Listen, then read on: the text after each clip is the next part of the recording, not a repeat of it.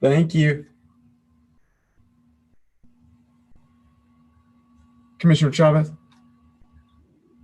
can you hear me? I got you. Great. And I'm sorry, it looks like I was just talking to the assistant clerk and looks like I wasn't muted. My mute button's kind of going on and off. So if that's happening to anybody else, I don't know, but mine is kind of coming in and out. So if I go to talk and you don't hear me, that's what's happening. Perfect. I think we're live now, Mr. Everson. We are. Okay, so we'll go ahead and start on time, guys. Good afternoon, everybody. This is the Caddo Parish Commission regular session. It's January the 7th at 3:30. Virtual, of course. Mr. Everson, roll call, please. All right, Commissioner Hopkins. Here. Commissioner Johnson. Present. Commissioner Jackson. Commissioner Young. Here. Commissioner Burrell. Commissioner Cawthorn. Present. Commissioner Gage Watts. Present. Commissioner Taliaferro. Commissioner Atkins. Present. Commissioner Chavez. Here. Commissioner Lazarus. Here. And Commissioner Epperson. Here. All right, I am counting 9 of 12 present, and that is a quorum. All right, Commissioner Taliaferro let me know that he's on his way. He should be logging in shortly. Commissioners, please make sure your Wi-Fi is on your phone for a better Zoom-in experience. And then we'll have our invocation led by Vice President Johnson, followed by our Pledge of Allegiance by Commissioner Burrell. All right, let us pray. Dear Heavenly Father, we want to thank you for this opportunity to serve in 2021. Father, we thank you for your grace and your mercy that you have brought us through the previous year. Father, we pray for the peace within our country. We pray for the peace within our parish and our city. We pray for the first responders because we know that they are under tremendous amount of stress and they're burdened. And Father, we ask that you would cover us in 2021 like you have never done it before. In Jesus' name we pray, amen. Amen. Amen.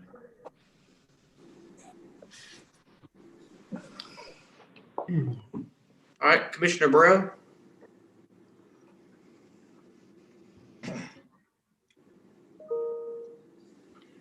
He may be muted. Everybody can please stand.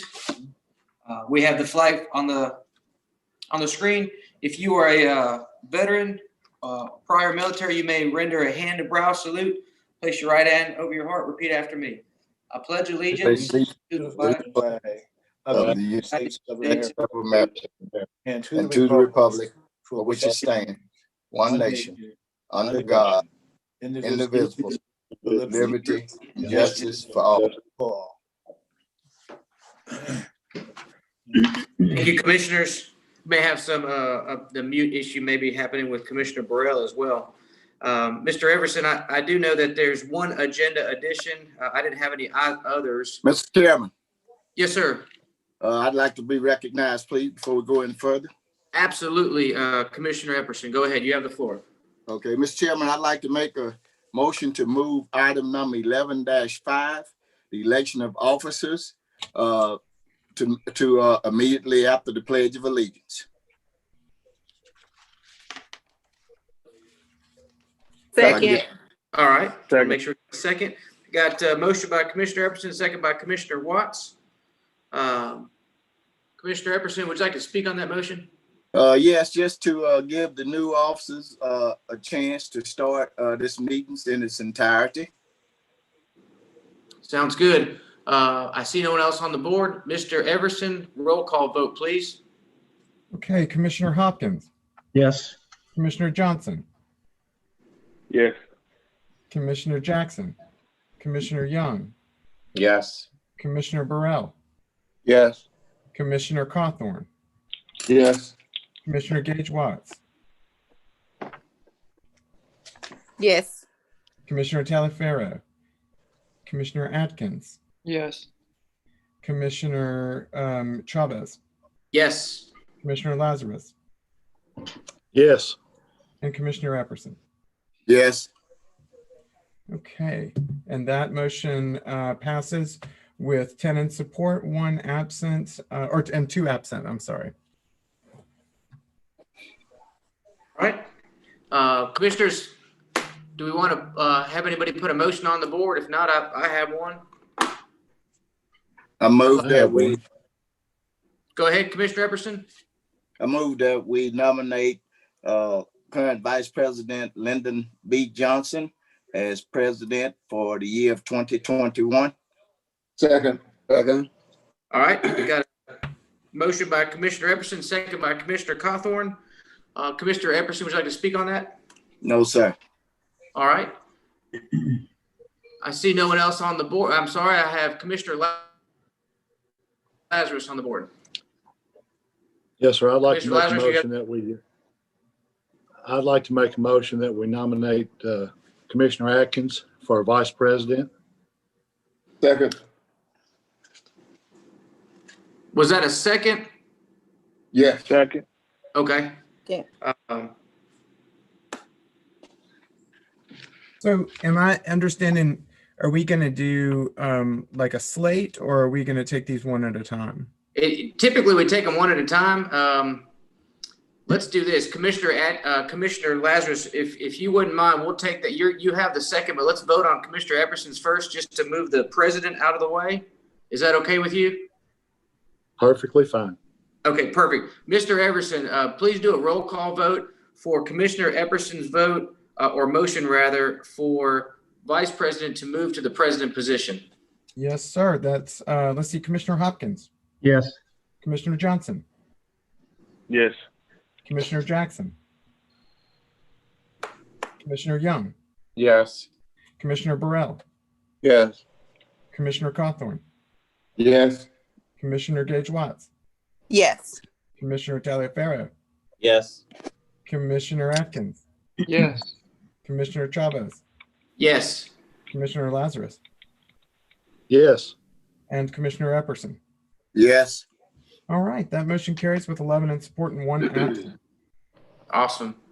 Now we have Commissioner Lazarus's motion, seconded by Commissioner, who was that? That's seconded yours. Cawthorn. Cawthorn? Okay. Commissioner Lazarus, did you want to speak on that motion? No, I think it speaks for itself. Thank you. Okay. Mr. Everson, I see no one else on the board. Roll call vote, please. Commissioner Hopkins. Yes. Commissioner Johnson. Yes. Commissioner Jackson. Commissioner Young. Yes. Commissioner Burrell. Yes. Commissioner Cawthorn. Yes. Commissioner Gage Watts. Yes. Commissioner Taliaferro. Yes. Commissioner Atkins. Yes. Commissioner Chavez. Yes. Commissioner Lazarus. Yes. And Commissioner Epperson. Yes. All right, that motion again passes with 11 in support and 1 absent. And Commissioners, I'd like to make a motion that nominate Commissioner Burrell to parliamentarian. If I can get a second. Thank you for that second. I think Commissioner Burrell will do a great job, has extensive knowledge. So I appreciate your guys' support in nominating Commissioner Burrell to parliamentarian. I see no one on the board. Mr. Everson, roll call vote, please. Commissioner Hopkins. Yes. Commissioner Johnson. Yes. Commissioner Jackson. Commissioner Young. Yes. Commissioner Burrell. Yes. Commissioner Cawthorn. Yes. Commissioner Gage Watts. Yes. Commissioner Taliaferro. Yes. Commissioner Atkins. Yes. Commissioner Chavez. Yes. Commissioner Lazarus. Yes. And Commissioner Epperson. Yes. All right, that motion passes again with 11 in support and 1 absent. Awesome. President, congratulations. I'll let you take it from here. Thank you, sir. We're going back to agenda additions. Are there any additional agenda additions? I'd like to be recognized, Mr. Chair. Okay, Commissioner Epperson. I think we have one on the agenda first. So do we need to take that one up? Well, we see Okay. that one, but I wanted to hear yours as well, and then we'll have the public hearing on those all together. and then we can vote on them. All right. Point of information, Mr. President. Yes, sir. Yeah, I was, maybe I got in a little late. I looked at my watch. It was 3 minutes late. We did do the pledge, I take it. Yes. Okay, sorry. Thank you. If I could, Commissioner Burrell, I'm not sure if you saw that there was a motion to move the election of officers to right after the pledge. And so now we are at that agenda additions section, and I believe the question was, if there were any additional ones. Right. I'm not aware. So, Commissioner Everson, if you would go ahead and with your agenda addition request. Yes, sir. I'd like to add an agenda addition, proposing a resolution to request that the Shreveport Caddo Metropolitan Planning Commission meetings be conducted virtually via Zoom in the near future. If I can get a second. Second. Yes, I'd like to request that that this be done. It's my understanding that the pre-application conferences that's held by the Shreveport Caddo Metropolitan Planning Commission are done via Zoom. It's sort of an inconsistency with this meeting process, and I'm certain that it will come under the new guidelines that has recently been passed by the state legislature, that we as Caddo Parish commissioners are operating via Zoom with no problems. It appears that participation has been phenomenal because of the COVID pandemic, and we must all keep in mind that this thing is not over yet. And I think it's our responsibility to protect our citizens just as well as we protect applicants that want to apply for an application for the zoning process through the Metropolitan Planning Commission, as well as their staff. So I would hope that we will support this, and I think that it would be right on time. Thank you. Okay. Any other agenda additions? There are, the agenda addition. I have some more. I didn't know if you want. I mean, do we want to do them one at a time, or do you want to go down them? I think we should do them one at a time, Mr. Chair. Either let me read them all out. Read them all out, and then everybody can absorb them, and then we can do the public hearing, and then we can vote on them. All right. My next resolution is urging and requesting the Louisiana State Legislature to increase the minimum wage to $11 an hour for the state of Louisiana. If I can get a second. Second. Okay, my reason being for that, our neighbor Arkansas, whom is always down in the bottom with us as far as things is concerned, as well as Mississippi, effective the 1st of January, they increased their minimum wage to $11 an hour. I think it's appalling that we are still sitting at $7.25 an hour when everyone is bragging about how good the stock market is doing. And a lot of major corporations and heads of corporations are profiting. And we need to have all of our pertinent workers and our people on the lower end to have a decent and a living wage. This economy cannot be driven in conjunction with this pandemic at $7.25 an hour. The next resolution, a resolution of appreciation for our Louisiana National Guard. If I can get a second. Second. All of us are aware of the tremendous strain that has been placed upon our Louisiana National Guard, as well as all of our National Guards and our active military services throughout the United States of America due to the pandemic.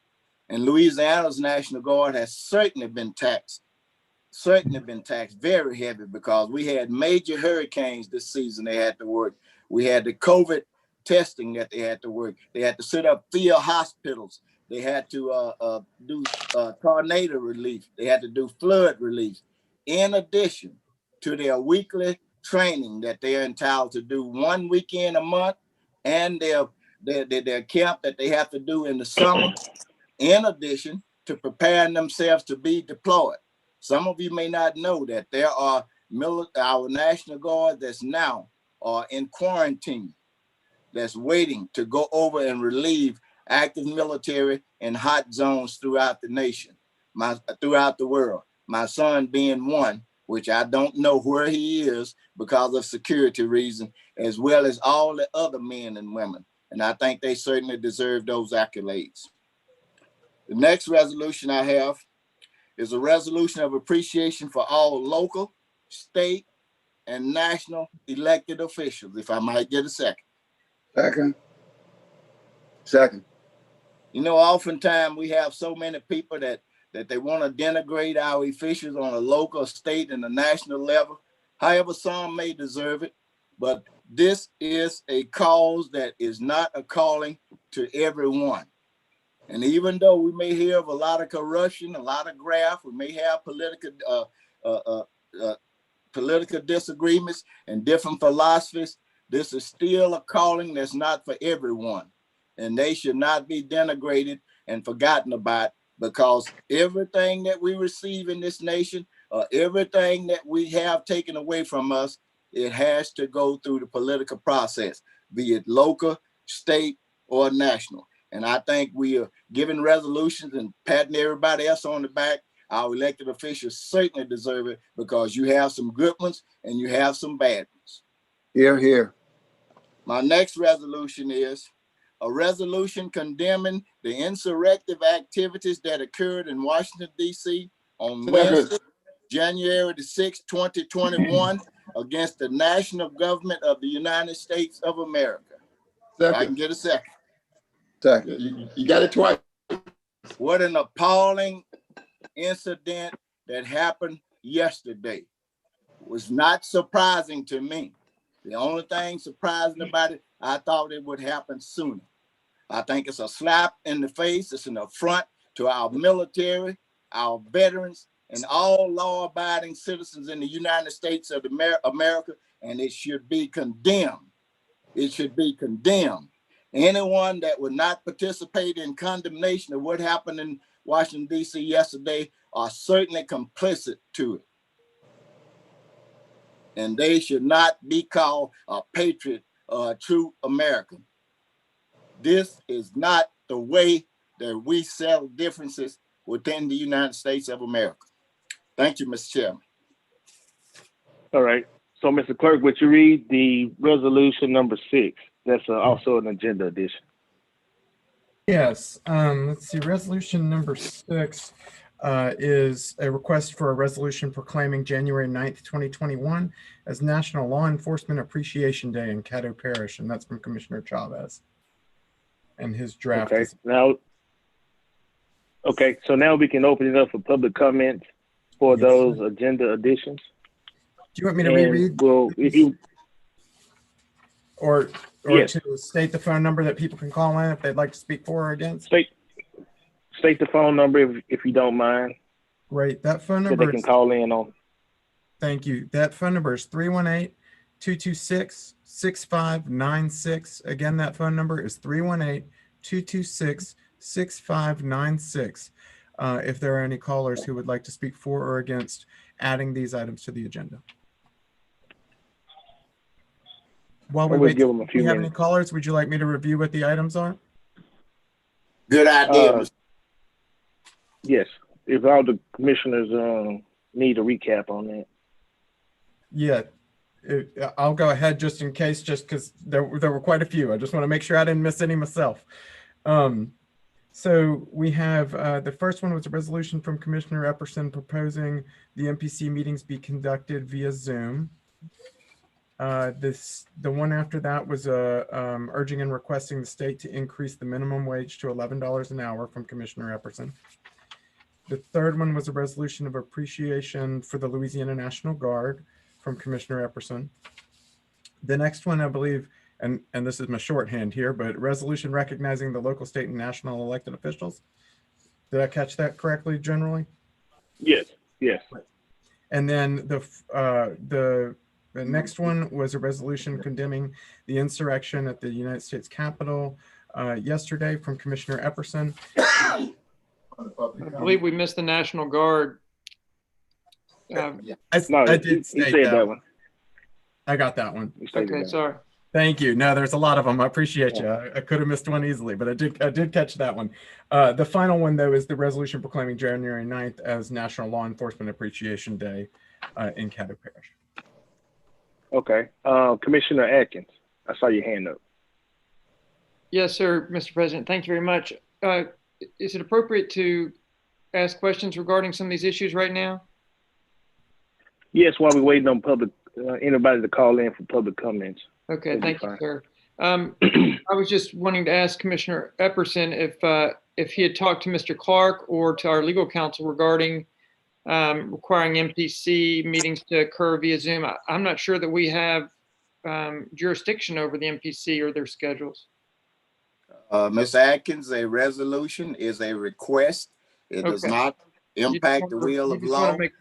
It's a formal request, and whatever will be necessary to make that happen, the purview is certainly under whomever's jurisdiction it is, including comments from the public. Fair enough. Okay, thank you. Point of information, Mr. President. Is that it? Is that it, Commissioner Atkins? That's it. Thank you, sir. Point of information, Mr. President. Okay, Commissioner Burrell, what's your point? Well, my point is, well, maybe it could be clarification, but the point is that, as I remember, and I may not have remembered this quite well, that we allocate funds to possibly do Zoom meetings with through the MPC. Do I remember that, or am I mistaken? Mr. Chairman, may I ask that? That's my resolution. I'm sorry. What was? Mr. Chairman, may I answer that since that's my resolution? Yes. Mr. Burrell, the resolution simply asks for a request. We'll find out all of the amenities that's required upon further deliberation on it. Well, I guess well, no, I'm not questioning your resolution. I support it. I was just asking, do I remember that we did allocate money for Zoom meetings for the MPC? If it's no, it's no. Well, may I still? No. No. Okay. Okay. No. That's just as a caveat. Okay. Just as a caveat, Mr. Burrell, our chambers and everything is already set up for that. They meet in the same place that we meet. Okay. Commissioner Hopkins, you had your hand was up. And that was my question to legal. Do we have jurisdiction to tell them, or the authority to tell them they have to do this, or even, I mean, we can request, but do we have the authority to make them do it? The answer to that, Commissioner, is no, you couldn't make them, but it's just a request. Okay. Thank you. Okay. Thank you, commissioners. Mr. Clerk, are there any public comments? We have received no callers at this point. All right, so now we'll close the public hearing on the agenda additions, and we'll vote on each one of them separately. And you know that it takes unanimous decision on each one to add them to the agenda. And Mr. President, so we'll start with resolution. Could I just encourage you to remind everybody that may be watching that we're just, at this point, we're just voting to put them on the agenda, not voting yes or no for them. Correct. This is only to add it to the agenda. So we'll start with resolution number 6. Roll call. Okay, we'll start with resolution number 6. Sorry, that was I had it in a different order.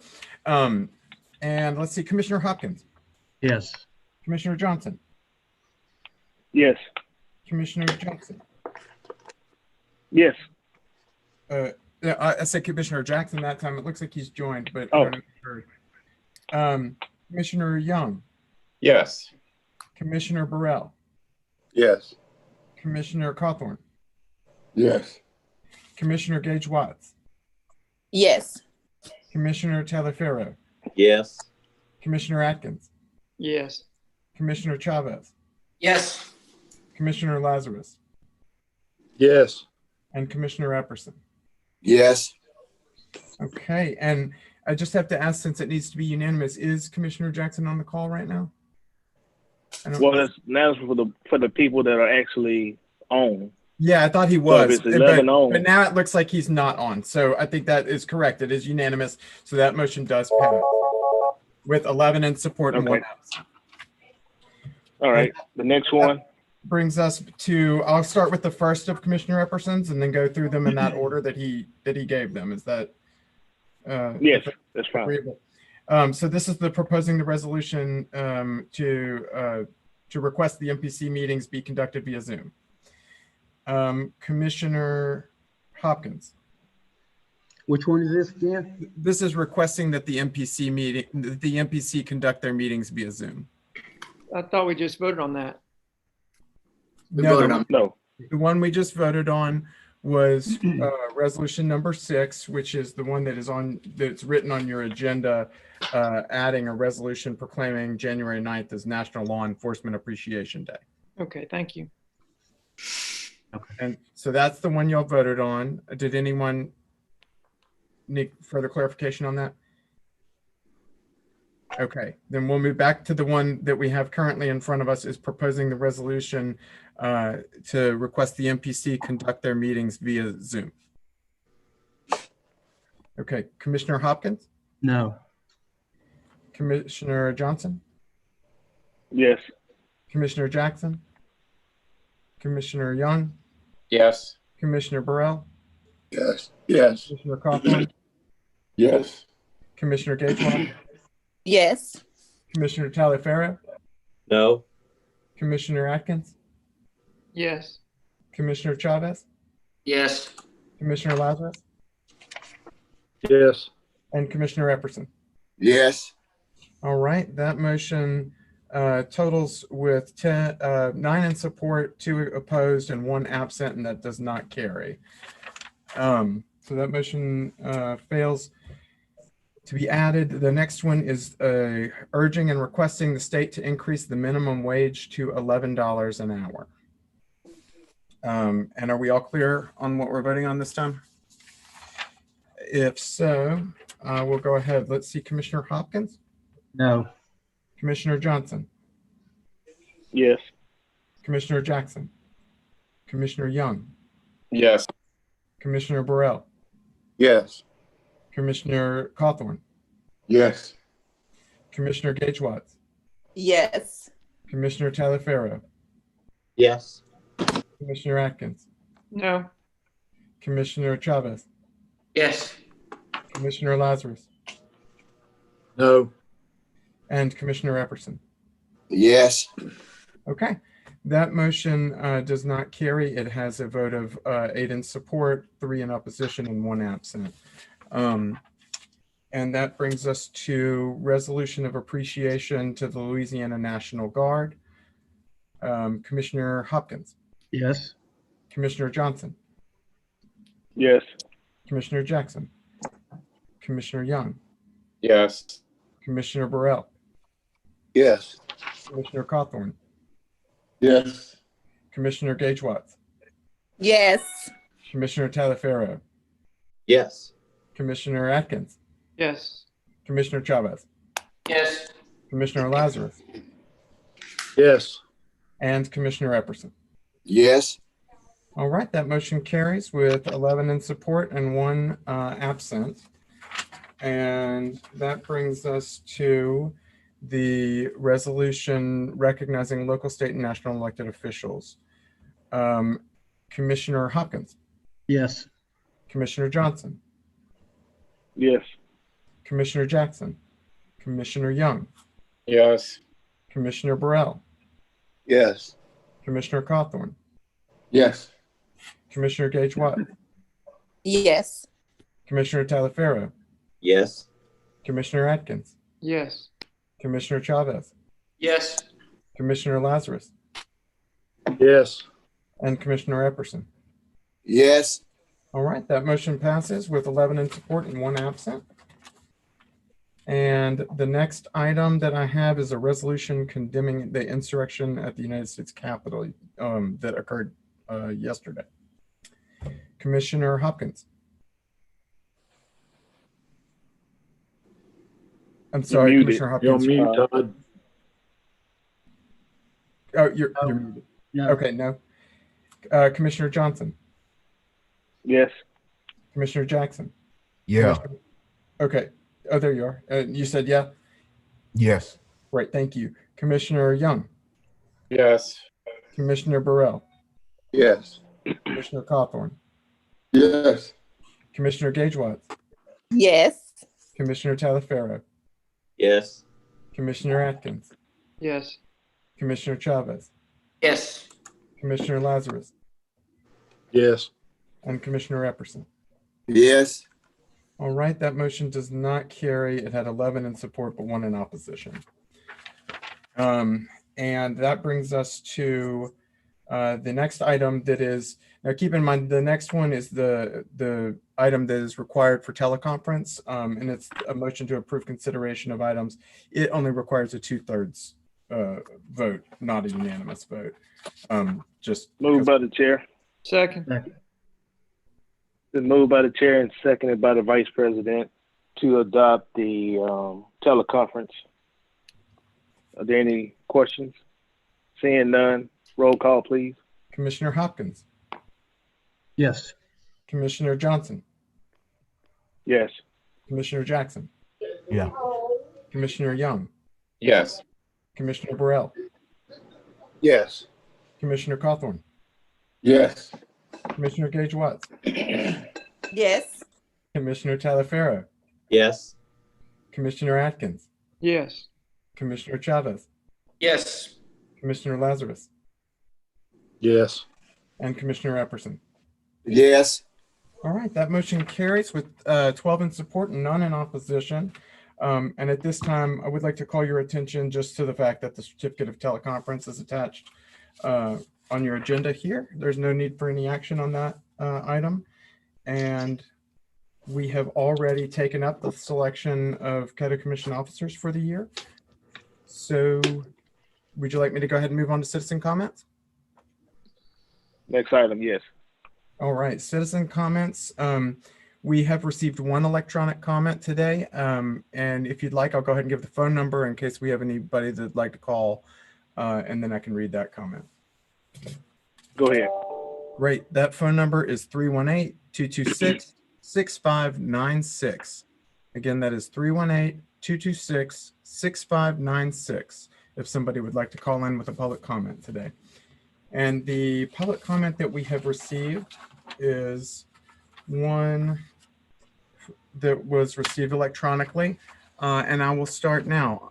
The observance, this comes from Mr. and Mrs. Michael Bryce, who write, to whom it concerns, the observance of yesterday's meeting, and this is in regards to your Monday meeting, regarding the rezoning of our subdivision in District 12 has brought forth new concerns and questions. First, I want to emphasize that my husband and I do not consider Mr. Phillips an adversary, and we certainly hope he will not consider the homeowners in our area as his. However, the anger he exhibited yesterday leads us to believe he considers our objections to rezoning our neighborhood as a personal dispute. It is far from it. We do not know Mr. Phillips and certainly harbor no ill feelings towards him. What we do know is that we chose land, built a home in a restricted neighborhood that is zoned specifically for residential use, and worked very hard for many years to pay for it. Now that we have reached a stage in our lives when we should be enjoying the remainder of our years in solitude and comfort, we are confronted with a negative disruption that we implore you to not allow. Did Mr. Phillips and his real estate agent, Mr. Corey, not know the zoning restrictions, or did Mr. Corey mislead Mr. Phillips to believe that there would be no objections to rezoning our area? There are commercial businesses within 5 to 10 miles in every direction from our neighborhood. Why did Mr. Corey not locate property for Mr. Phillips that was already commercial? Did Mr. Phillips and Mr. Corey not consider our options or our opinions, or was there a rush to sell or buy the property with a cavalier regard for the zoning regulations? What possible mutual benefits to all of us would a commercial dog kennel training facility provide? And this spot zoning is this spot zoning for the benefit of one individual only? In addition, we respectfully request that not only our questions, but our concerns receive equitable consideration. Mr. Corey and Mr. Phillips seem to emphasize the fact that they are disabled veterans. We thank them both for their service. I thank my husband, my father-in-law, our uncles, and our relatives and friends who are veterans, especially those who are disabled. They have our utmost regard, respect, and gratitude. Mr. Phillips also has a working relationship with the Caddo Parish Sheriff's Department. That being said, my husband, a veteran, and I are aging, gray-haired, hardworking, tax-paying, registered voting individuals who have no working relationship with any city or parish department, but whose preferences and voices we ask you to consider equally important as anyone's. Again, we implore you to reject the rezoning of our area. There are no mutual benefits in doing so. We thank you all for your service and appreciate more than you'll know your attention to our concerns. Sincerely, Mr. and Mrs. Michael Bryce, I'm sorry. And I believe we may have a caller on the line. Could I ask the assistant clerk, do you have a caller holding, Michelle? Yes, we have 2 callers. Thank you. If you could connect them now. Okay, hold on 1 second. Hello, sir. Okay, I'm going to put you on speaker. Go ahead and state your name for the record, and you have 3 minutes. Okay, sir, you can go ahead with your comment. Okay. I live at 8959 Shirley Francis Road. I'm one of Mr. Phillips' neighbors with property adjacent to his. I'm opposing Mr. Phillips' rezoning request. I would like to be clear. Our opposition has nothing to do with Mr. Phillips per se. He seems to be a nice guy and would make a fine neighbor. There's a delay.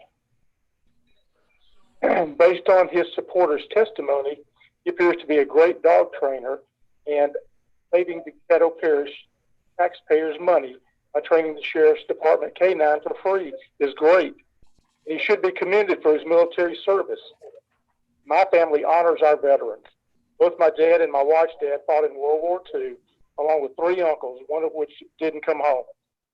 Mr. Phillips' friends are very supportive of him, but none of them are his neighbors.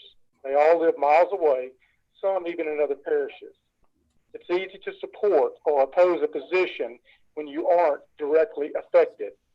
His supporters have no skin in the game, no dog in the fight. The issue at hand actually has nothing to do with Mr. Phillips.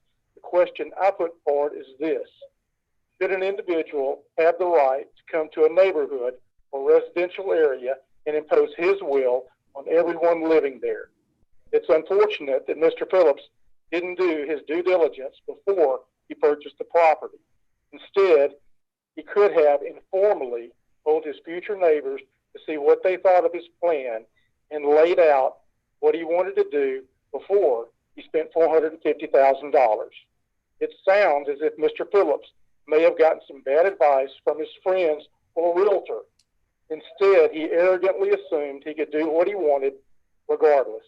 If I remember from my 5th grade civics class, America is a democracy, and for one person to impose his wishes over 61 of his closest neighbors is fundamentally wrong. I therefore respectfully ask the commissioners to thoughtfully consider 61 of their fellow citizens' wishes and oppose this rezoning. Thank you for your time and attention. Sir, could you go ahead and state your name for the record? Are you still there? Yes. Could you state your name for the record, please? Yes, Jerry Stratton. Okay, thank you so much. You have a good day. Thank you. Hello, Jen.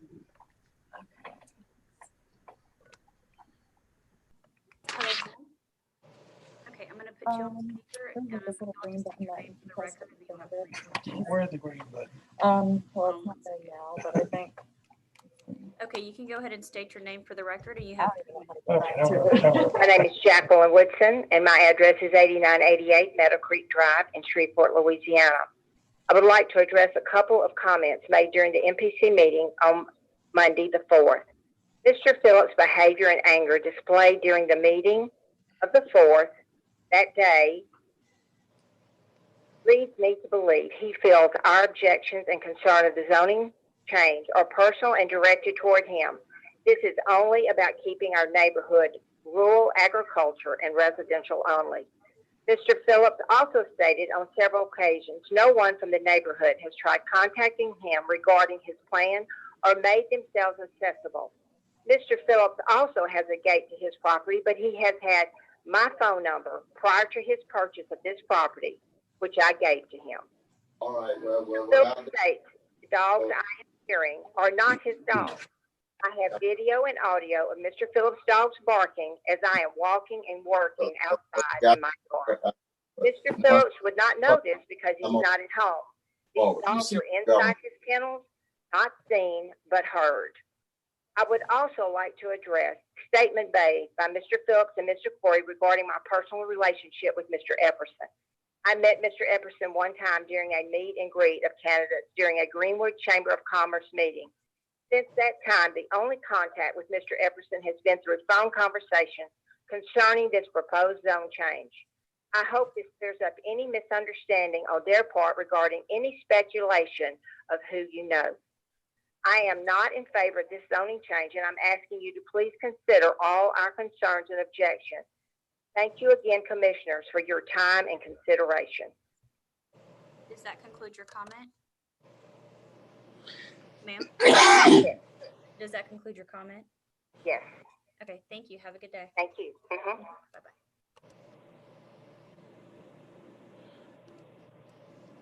All right, Mr. Clerk, if there's no other citizen comments, we'll move to the next item. Thank you. I believe that is all. We have 2 more comments. Okay, I'm sorry. We did have a few other callers that came in.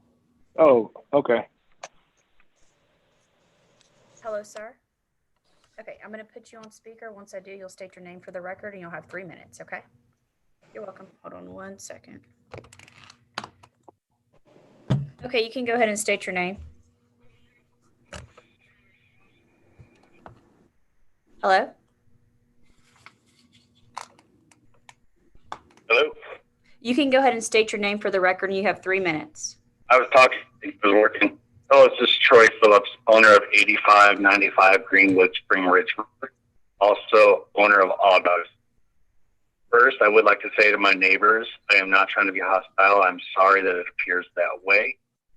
I did not realize there would be these issues when I moved in, being there were dogs here before I bought the property.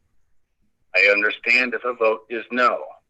I am not upset about that. All I have been asked is for a fair chance. It just mentioned I had her phone number. I have phone one time the day I met her before the house, and it is not saved in my phone. All the neighbors, gates around here, I cannot approach them. They have my business name. They have my phone number. They know how to get a hold of me. If this is voted a no, I respect my neighbors in either way. I'm just asking for the fair chance for a possible rezoning as well. I asked all my neighbors to come over and meet me. I am not sure how to meet my neighbors in person at this point with gated properties and me gone all the time. Or if I answer no, I will not retaliate. I will not do anything back, anything like that. I just don't feel like I have had the fair chance in any way, shape, or form, or to be able to talk to my commissioner as well in situation. I'm sorry for any struggles this has caused. It wasn't my purpose in coming in here. Okay, I just ask that if it's a chance that this can be done, that it's looked at. I'm sorry for anything that you guys have taken as personal attacks. It is not meant that way in any way, shape, or form. Please reach out to me if you have any questions. That's all I have. Thank you. Thank you. Have a good day.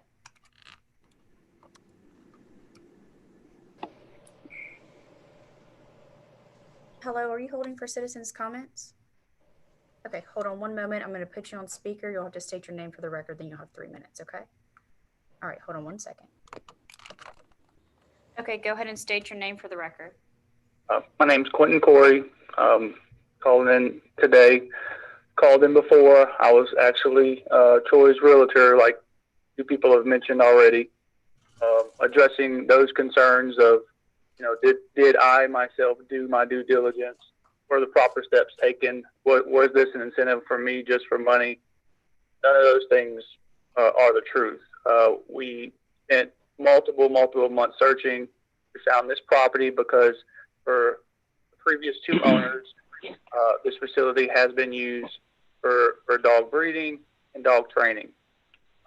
You know, even currently, if this weren't to pass, there's nothing preventing Mr. Phillips from having 50 dogs, rescue dogs on his property that he can contain and train, and they would be no less safe, and the commission can do nothing about that. You know, so this is something that he is actually going to be investing tons of money into to prevent any disruption to the neighbors. I mentioned this in my last speech that the dogs are going to be kept indoors almost 100% of the day, other than to go use the restroom. Picks up his dogs and drops them off at the client's house, so the traffic is not going to be a problem. The thing is the letters of opposition specifically address their concerns, and with those two things alone, negate the probability of those concerns coming to fruition. You know, I understand the neighbors have taken issue with this, but this was not done on a whim or from the fly pants of our seat, thinking that we were far-reaching.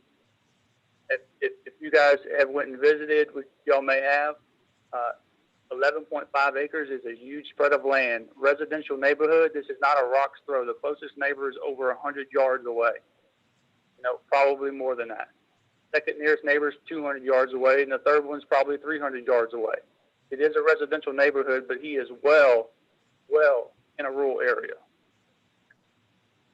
You know, he does deserve the opportunity to have this happen. You know, I don't know why a mutual resolution can't be considered where, you know, this is passed for 12 months and see how it affects the area. Again, there's a place right down the road, a few miles on the same road down the road, that does the exact same thing in the same district. This can be, and they're closer to their neighbors by more than half.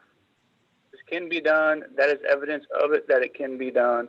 And just strongly want to consider, you know, those facts. I understand emotions are all involved in this, but when you look at the facts and look at what reality is, opposed to what emotions are spreading, and you know, I guess I would say some hostile language, you know, we need to look at that.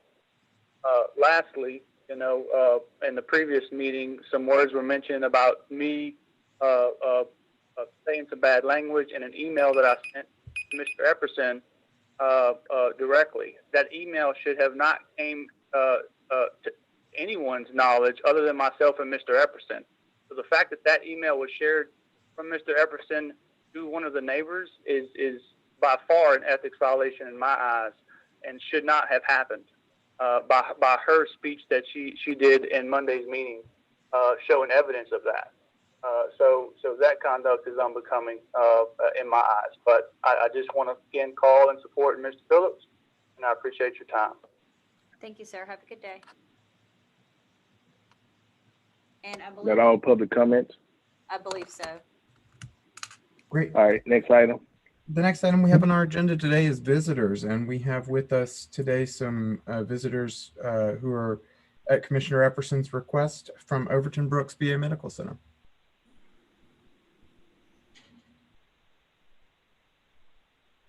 Hi, I'm Shannon Arledge, Public Affairs Officer at the Shreveport VA Hospital. Just joining us right now, I got his camera on, is Mr. Richard Crockett, our Medical Center Director. And then I see, at least at the bottom of my screen, doesn't deserve to be down there, is Mr. Patrick Card, and he's the Director of our Strategic Planning and Operations Department. And we were asked to be on or join this meeting and discuss some of the highlights going on at our medical facility. And I guess the big topic is vaccinations. And so, Mr. Crockett, I'll throw it over to you, sir. And then we can ask some questions. Everyone, please be mindful that we have another meeting at 16:30 at 4:30 that we've asked several people to stay back for today. So we definitely have a hard stop. So I apologize, but I want to bring that up. Mr. Crockett? So yeah, I wish that we had more time. And as I was telling Shannon, this is actually an interesting meeting. If I didn't have this at 4:30, I would be very obliged to stay a little longer. So just in interest of time, Going to hit the high points. We do have the Moderna vaccine we're getting, it looks like some routine shipments. We asked all our staff who was interested, everyone that has been interested in receiving it's not mandatory. Everyone that's been interested in receiving the vaccine for our employees has received it so far. And we are moving towards getting our veterans population. We're a healthcare organization, so we are risk stratifying who gets the vaccine according to age and other, it's a technical term, comorbidities, basically meaning if you have other health problems and health conditions going on, you get bumped up. So it's a clinical decision. It's not any decision that I've made. I'm not a doctor. I have a lot of doctors that work for me. So those are the doctors that are risk stratifying which veterans are getting the vaccination. That's coming also from central office in Washington, D.C. as well, coming down to us. So what I'm hearing when we call the veterans to schedule an appointment for getting the vaccine, some people say they feel like they won the lottery. They're super excited. My staff is excited to give it to them. We're getting roughly about, what is it, Patrick, about 150 a day so far of veterans for vaccination. Sir. Yes, sir. And so just in interest of time, those are the high points, is that we're getting the vaccine. We've got a vaccine clinic set up for the veterans. We're calling them. We have a list, so they don't need to call us. And I'll just spoiler alert, if you're a healthy 25-year-old veteran that can do one-handed push-ups and have no underlying health problems, if you call us, we will politely say we will get to you, but there's some people ahead of you that would need it much more than you do. So what questions do you have for us?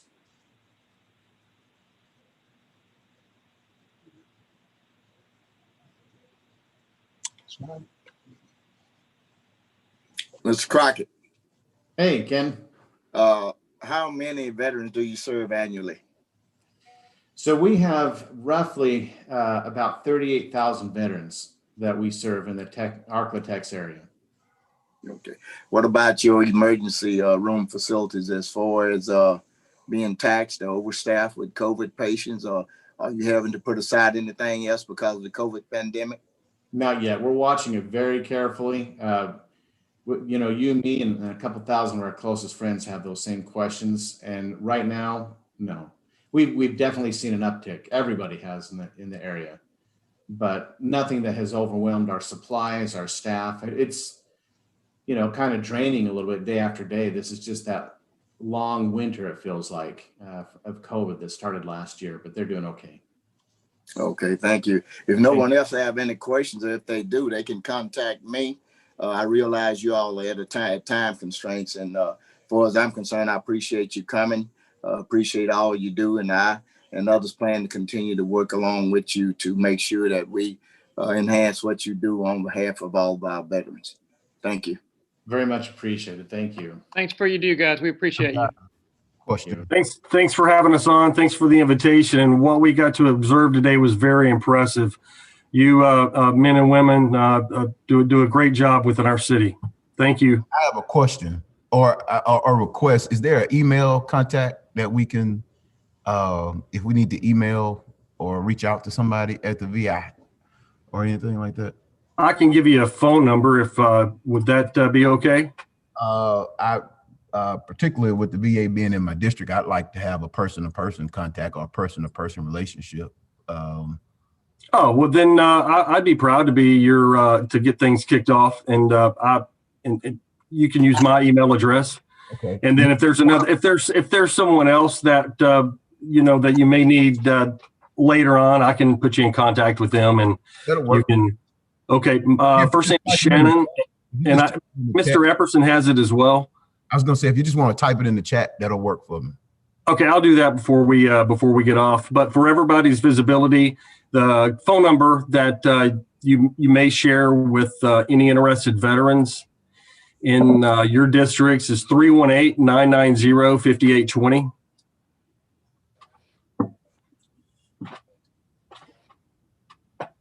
And if there's any questions, they could call that number. Okay, we thank you guys for coming out and giving us that information. Next item. All right, the next item is adopt regular session minutes. You have 8.1 and 8.2. These are the special session minutes from the property standards hearing on November 30th, 2020, and the regular session minutes from your December 3rd meeting, 2020. Move to adapt.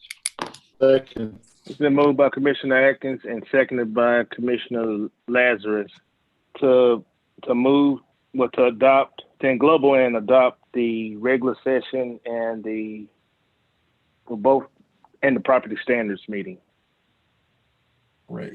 Commissioner Atkins, any comments? No, sir. It's clear. All right. Go ahead with the roll No call. other questions? Roll call, please. Thank you. Commissioner Hopkins. Yes. Commissioner Johnson. Yes. Commissioner Jackson. Yeah. Commissioner Young. Commissioner Young, I didn't hear you if you responded. Commissioner Burrell. Yes. Commissioner Cawthorn. Yes. Commissioner Gage Watts. Yes. Thank you. Commissioner Talaferro. Yes. Commissioner Atkins. Yes. Commissioner Chavez. Yes. Commissioner Lazarus. Yes. And Commissioner Epperson. Yes. All right, that motion passes with 11 in support and 1 absent. And that brings us to special resolutions. The first item we have is a resolution of remembrance for Andrea Michelle Shine. So moved. Been moved by Commissioner Hopkins, and by the chair. Commissioner Hopkins, anything Second. you want to talk? No, on I just wanted to say that I appreciate our Commissioner Clark taking care and reading that resolution yesterday in my place. Thank you, sir. Thank you. And they were very appreciative of what you had to say. Okay, you want me to go ahead and take Roll a call, please. Okay, Commissioner Hopkins. Yes. Commissioner Johnson. Yes. Commissioner Jackson. Yeah. Commissioner Young. Okay, Commissioner Burrell. Yes. Commissioner Cawthorn. Yes. Commissioner Gage Watts. Yes. Commissioner Talaferro. Yes. Commissioner Atkins. Yes. Commissioner Chavez. Yes. Commissioner Lazarus. Yes. And Commissioner Epperson. Yes. All right, that motion passes with 11 in support and 1 absent. And the next item that you have under special resolutions is a special resolution of recognition for Roseview Nursing and Rehabilitation Center from Commissioner Epperson. So move. Second. Like for you to Been read moved by it, if you would. Commissioner Epperson and seconded by Commissioner Cawthorn. Burrell. Commissioner Epperson, you would like to speak on your? No, Okay. sir. Like for the clerk Burrell. to read.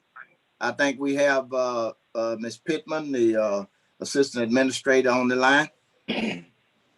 Believe Ms. Pittman. Yes, sir. Yes, I'm here. I'd like for you to read it first, Mr. Clerk. Absolutely. If y'all are ready, I'll go ahead. This is a resolution of recognition for Roseview Nursing and Rehabilitation Center. Whereas it is the desire of the Caddo Parish Commission to give appropriate acknowledgement and recognition to institutions that have rendered invaluable service to the citizens of Caddo Parish. And whereas Roseview Nursing and Rehabilitation Center's commitment to improving the quality of lives through long-term care has earned them the respect of their patients, the families of their patients, their peers in the healthcare community, and throughout the long-term care industry. And whereas Roseview Nursing and Rehabilitation Center and its parent company, Central Management Company, have been awarded the 2020 Employee Approved Award for Outstanding Culture from NRC Health, the leading national provider of in-depth customer insights in healthcare. And whereas Roseview Nursing and Rehabilitation Center and its parent company, Central Management Company, were one of only 20 long-term care facilities in the country to earn this honor, and the only one in Louisiana. Whereas the COVID-19 pandemic has been extremely challenging for the long-term care industry, and NRC Health noted that this year's winners are even more exceptional for their ability to thrive and provide exemplary care experiences to residents and safe, empowering work experiences for their staff. And whereas Roseview Nursing and Rehabilitation Center has a staff of 110 employees caring for 95 residents, their team who has led to this success includes Administrator Ed Killian, Assistant Administrator Carol Pittman, Director of Nursing Christy Campbell, Assistant Director of Nursing Angie Bonnet, Business Office Manager Christy Mitchell, Human Resources Coordinator Christy Mueller, Dietary Manager Diane Cooper, Activity Director Regina Jackson, Assistant Activity Director Brenda Taylor, Housekeeping Supervisor Jerisha Morris Miller, Maintenance Director Brian Kavanaugh, Social Services Director Michelle Nestor, and Clinical Care Coordinators Amanda Thompson, Rescindia Brown, and Vanity Johnson, and many more who have worked together to improve the quality of life for their residents and their residents' families. Now, therefore, be it resolved that the Caddo Parish Commission meeting in legal session convened on the 7th day of January 2021, that it does hereby convey its deepest and most sincere congratulations and recognition to Roseview Nursing and Rehabilitation Center. Signed, President Chavez, Vice President Commissioner Lyndon Johnson, and District 12 Commissioner Ken Epperson. Okay, may I say a word or two, Mr. Chairman? Yes, you had the floor. Okay. Thank you, Ms. Pittman and all of the healthcare workers at Roseview Nursing and Rehabilitation Center, not just being myopic and channeling you out. The ministry, one of the ministries that I'm on at my church is Nursing Home and Rehabilitation Ministry. And we choose a nursing home in the Caddo Shreveport area, and we go out each month and we do a prayer, we do a sermonette, we sing and we pray and render communion and socialize with the residents of that area. However, Roseview is special to me because my mom is interred there, and I know firsthand just how well they have been taking care of not only her, but all the other patients there. And we're very pleased with the staff. So at this time, before we vote, I'd like to ask Ms. Pittman if she would like to have a few words. Yes, thank you, Mr. Epperson. We are truly honored for this recognition. And we feel that these residents are a family, and we come to work every day to take care of them, make sure that their needs are met, and just provide another family support to these residents. Our employees feel like this is a calling to them to be here. And we just thank you so much for this recognition. That's all I have, Mr. Chair. Okay. Is there any other commissioners that would like to speak? Oh, on the communication? If not, no, we still on the visitors. Okay. Okay. If not, we thank you for coming out and visiting with us and giving us information and receiving the resolution on Roseanne. Are we ready for the roll call vote on this? Yes. Okay. Commissioner Hopkins? Yes. Commissioner Johnson? Yes. Commissioner Jackson? Yeah. Commissioner Young? Yes. Commissioner Burrell? Yes. Commissioner Cawthorn? Yes. Commissioner Gage Watts? Yes. Commissioner Talaferro? Yes. Commissioner Atkins? Yes. Commissioner Chavez? Yes. Commissioner Lazarus? Yes. And Commissioner Epperson? Yes. Well, that passes unanimously with 12 in support and none in opposition. And that all right, next item. That brings us, at this point, we have two of the items that we added under the agenda additions. So they're not on your physical agenda, but I'll call them out in order that they were introduced, if that's okay. I thought that would be resolutions down at the bottom of the agenda. Well, one of them is a resolution. Two of them were special resolutions. So I thought we would take them up under special resolutions here. Well, they still agenda additions. So we can take them all up under new business then, or right. Yeah. Right. Okay. Then We're we'll on do. communicate. You see my hand, Mr. Chair? Yeah, I got Commissioner Hopkins' hand before yours. Okay. Let's see, mine keep going down. I guess it's greasy. Is it up there now? It's up there now. So Commissioner Hopkins, we're on communiques and committee reports. Okay. I want to speak a moment on earlier, and this is to the body. This is not to any certain commissioner. I will not move items on a Thursday agenda that's a resolution without seeing the body of the item. I think we as commissioners have a responsibility to see the whole body. The title may say one thing, but the body can say different things. You know, we've got enough of that going on, people voting in Washington and Baton Rouge, never really looking at bills. But I think it's important, and it's very important for me, before I vote, to see what that resolution says. And people say, oh, they don't mean anything. They're just a resolution.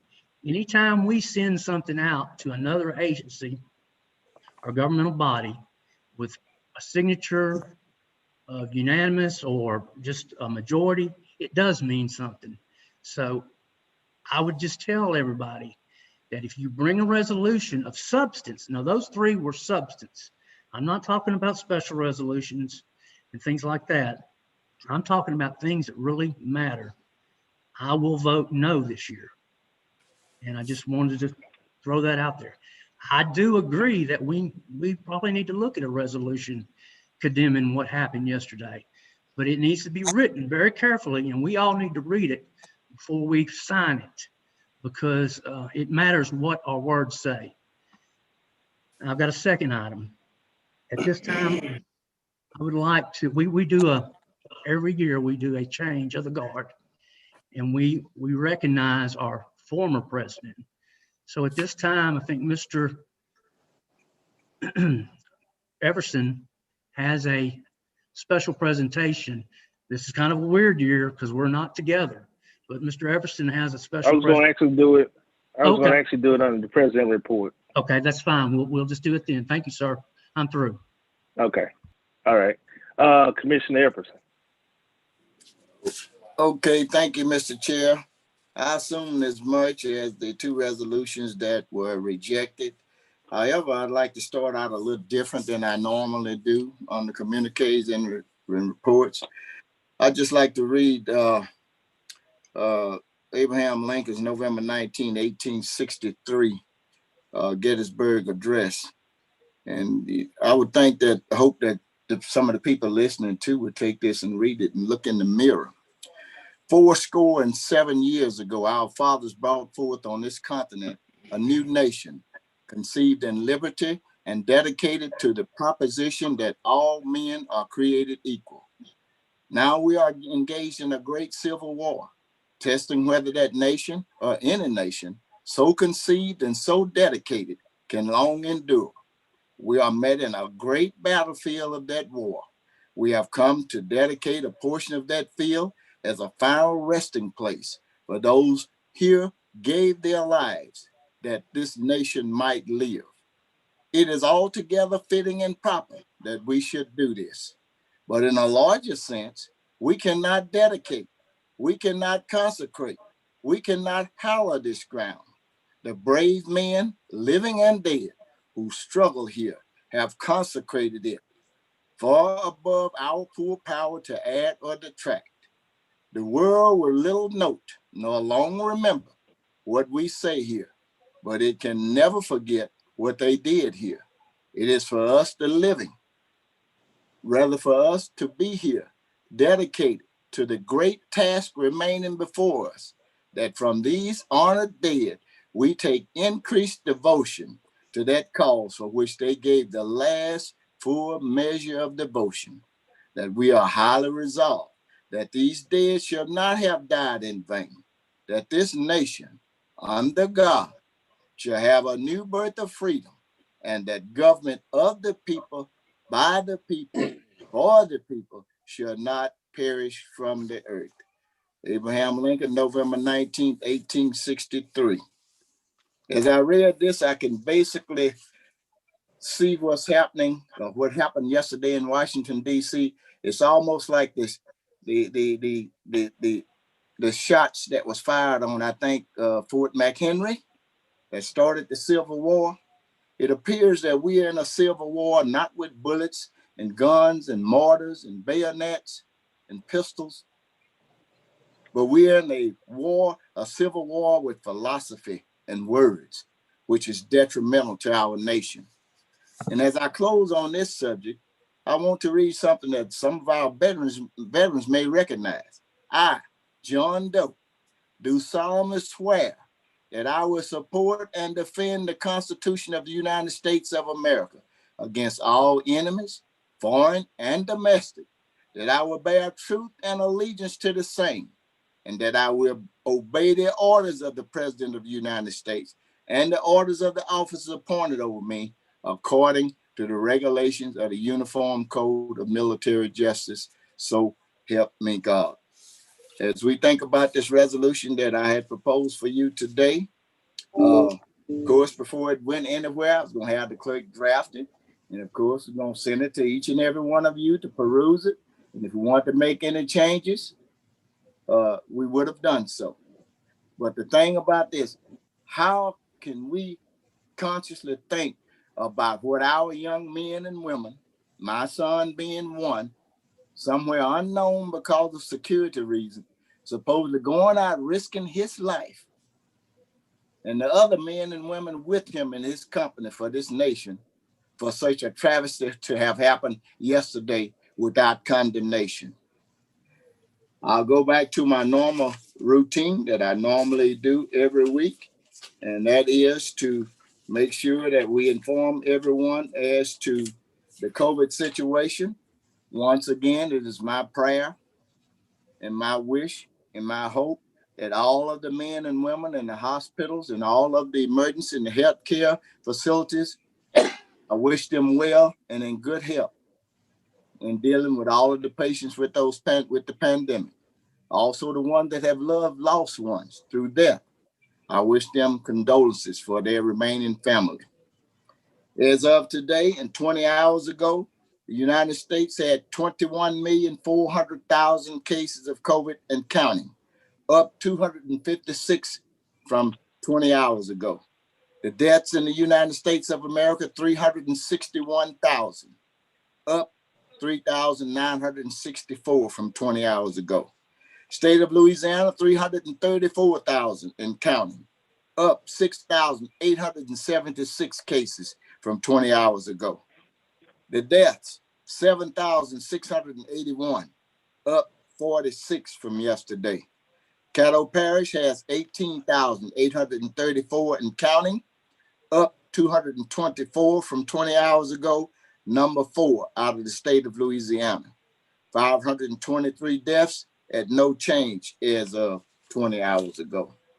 I would like to also notify everyone that those of you that know that I always have done in previous years to hold 2 geographically located district informational meetings in my district due to the COVID situation. This year, I will hold a teleconference district information for District 12. That number to call in is 425, area code 425-436-6370. The access code is 233-9690 pound or hashtag. The date will be Thursday, January 14th, 2021, 6:00 p.m. As you all know, during the in-person district informational meeting that I hold, I invite basically every entity within parish government, sheriff, clerk of court, tax assessor, registrar of voters, the DA, the judges, juvenile detention, all areas of the Caddo Parish Commission. We won't be able to do it physically. However, you're welcome to join us via teleconference.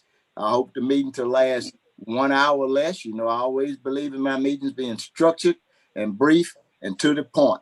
So I invite everyone to tune in to that district teleconference informational meeting on next Thursday, January the 14th, 2021 at 6:00 p.m. I had the opportunity before the pandemic came in to go to Washington, D.C.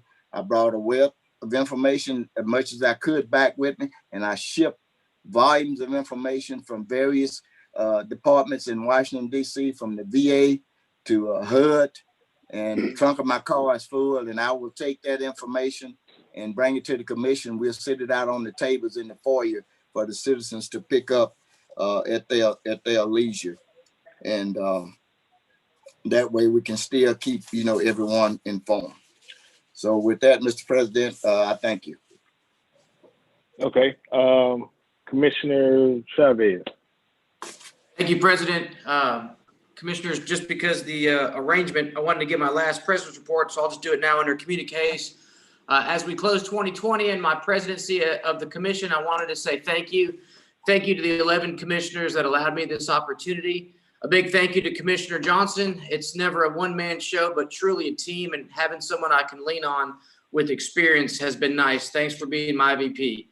Thank you to the staff that made this task very uncomplicated. When I say staff, we have many people on the 8th floor, so it would be hard to thank them each by name, but Erica, Haley, Donna, and Henry, a huge thank you. To Michelle, the best deputy clerk we could ever have, AKA Boots, to everyone that knew her prior to government. You were a one-woman show, and for months ran the entire commission clerk's office all alone. You deserve a huge thanks. Jeff, you took to the clerk position like a duck to water. I'm so glad you are there, and your assistance through this crazy year has been a constant comfort. Linda, I can't leave you out either. Thank you for putting up with the 12 very assertive people trying to keep us organized and in the know. I'm sure has been a tiresome job.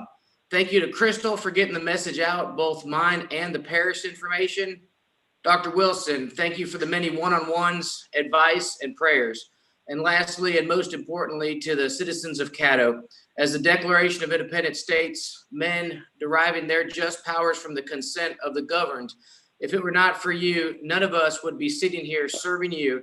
And it is an honor and a privilege, and I do not take this responsibility lightly. Now 2020, what can I say? What a year. When I first got elected and I asked, what exactly does the president do?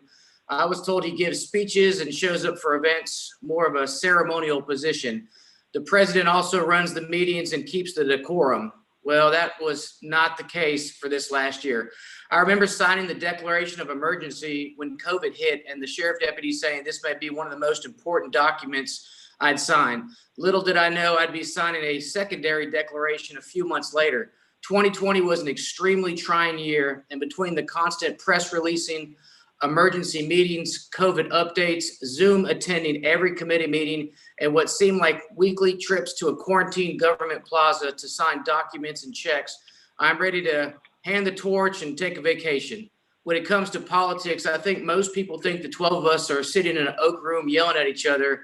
As the president of the commission, I can say that is not the case. When it comes to our local parish politics, we all want the same thing. We all want what's best for our constituents.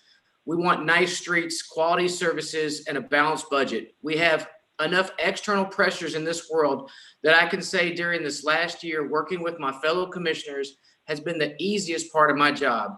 Even super opinionated yet highly knowledgeable Commissioner Jackson was an asset over the last year. He was a constant advocate on advice when it comes to duties and the parameters of local government. I know it would surprise a lot of people that I often received advice from the opposite political party, but that's the beauty of our team. I truly believe we all build on each other's strengths, and politics takes a backseat to offering quality government to the parish of Caddo. In closing, I would like to remember our old friend Commissioner Bowman and touch on a valuable lesson he would often teach us without many of us knowing. 1 Timothy 2, 1-3 teaches us to pray for our leaders, regardless if we agree with them or not. God put them there for a reason. 1 Timothy 2, 1-3 states, I urge then, first of all, that petitions, prayers, intercession, and thanksgiving be made for all people, for kings and all those in authority, that we may live peaceful and quiet lives in all godliness and holiness. This is good and pleases God our Savior. That being said, to Stormy, Jim, John, Stephen, Ed, Lyndon, John, Paul, Lynn, sounds like the Beatles, guys, Kenneth and Roy, and especially Todd, who I thank God has brought him into 2021 with us. I am praying for you, and I am looking forward to 2021 and continuing the great work we are all doing together. Thank you, Clerk. That concludes my report. All right. Commissioner Burrell. Thank you, Mr. Chairman. Mr. President, since you got a new title there, I hope you wear it well. I have several things here. Let me start first by saying that I wanted to thank the leadership of the commission. President Chavez, I know it has not been a glorious position, and I know we've had some contested issues, and I think that you handled them well with some sense of compassion and respect. Also, our Vice President, I think you've done a great job in backing up the president. Also to our great staff. We have a wonderful staff. I can't say too much about Michelle and her patience and all the work that she did prior to the time that Jeff has come in, and Jeff has really got on board, and I've really used him many times to make corrections or either get some advice. And also to our, and don't take this too literally or offensive, to our old guard. I call it old guard because they've been here for a while, and that's Woody, Erica, and Ms. Frazier and her staff. They've been there to steady the commission and make sure that we don't get in trouble. And thirdly, I want to thank the other commissioners because this was my first year and I had to lean on you for a lot of things, which I'm hoping to continue to try to get on board and up to speed. Next, I wanted to comment on the parliamentary position. Since I've been here this 1 year, Commissioner Atkins has done a wonderful job. I've been in a number of different positions, leadership positions, where I've had to use parliamentary procedures in order to get through. And sometimes the decorum within an organization is so vitally important so that certain points and issues can be heard without undue additional comments, or sometimes people can be rude, even in those organizations where they don't actually get permission to speak. They just join in the conversation. Hopefully, we'll learn to do better if that be the case. I'm normally, when I'm in that position, I'm normally more easy on the president and vice president because they basically manage the meeting. They don't dictate order in the meeting all the time. So hopefully I can learn to help facilitate that. I've asked our commission clerk to do a parliamentary review because I'm very interested in really getting my position down, and I hope it'll be a position of respect. The last thing I want to comment on, which has really, really disturbed me, was the issue that took place yesterday. I stayed up all night, and because I was very much concerned. And then when morning came and saw the saw what happened up there at our Capitol, I was very, very disturbed all day. And I want to, at this time, since I do have the floor, is to go back and redress a little history. And that history is in 1898, after Reconstruction, Louisiana passed a constitutional amendment. Well, actually, it was a constitution. They redid the Constitution that restricted and nearly totally eliminated the rights for all Blacks in Louisiana to vote. So sometimes, and the reason why I mention that is sometimes we take privilege for granted. when you talk about a people whose voting rights was actually totally eliminated until basically 1965, we're talking about something that I think we need to go back and think about, when sometimes people take for granted that they've had the right to vote and they've had their civil rights all their lives. In 1964, the Civil Rights Act was passed. I was only 11 years old. 1965, the Voting Rights Act was passed. I was only 13 years old. That actually gave me the right to vote when I became 17 later on, but my parents didn't have that. And when I saw people storming our Capitol, and also with our president desecrating the White House lawn with things that we've never done, because we've always held those in deep respect, I have an issue with that. I can understand the right to protest, because when I was in college, I protested. I protested just to get a better job, to keep from having to just be relegated to cutting grass, because we were not allowed to be proctors. We were not allowed to be clerks. And this was in 1970. So I understand protest. I understand getting rights to do things. And when the president today texted me and asked me to do the Pledge of Allegiance, I was looking forward to it. And I'm sorry that I was 3 minutes late in order to do it, because I was going to address this. Because I think today, the Pledge of Allegiance and the Lord's Prayer should be held with special meaning, given what occurred yesterday. You know, our country has been divided to the point where many of our citizens feel disenfranchised because of lies and conspiracies replace the truth.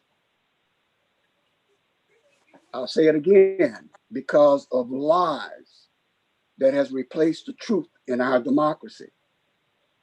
We all must renew our commitment to our Constitution and to our country, so that our democracy can survive.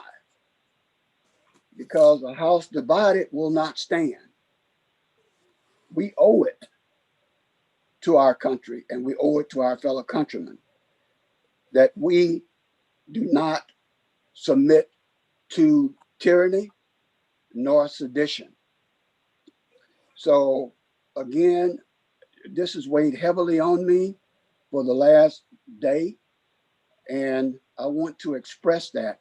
I understand the grief, and I can understand the feelings, because I've been on Facebook, and God knows some of the things that I've been called, because I only say, I would say that I don't think it's right. I don't think it's right for anyone to take for granted their rights to vote or their civil rights.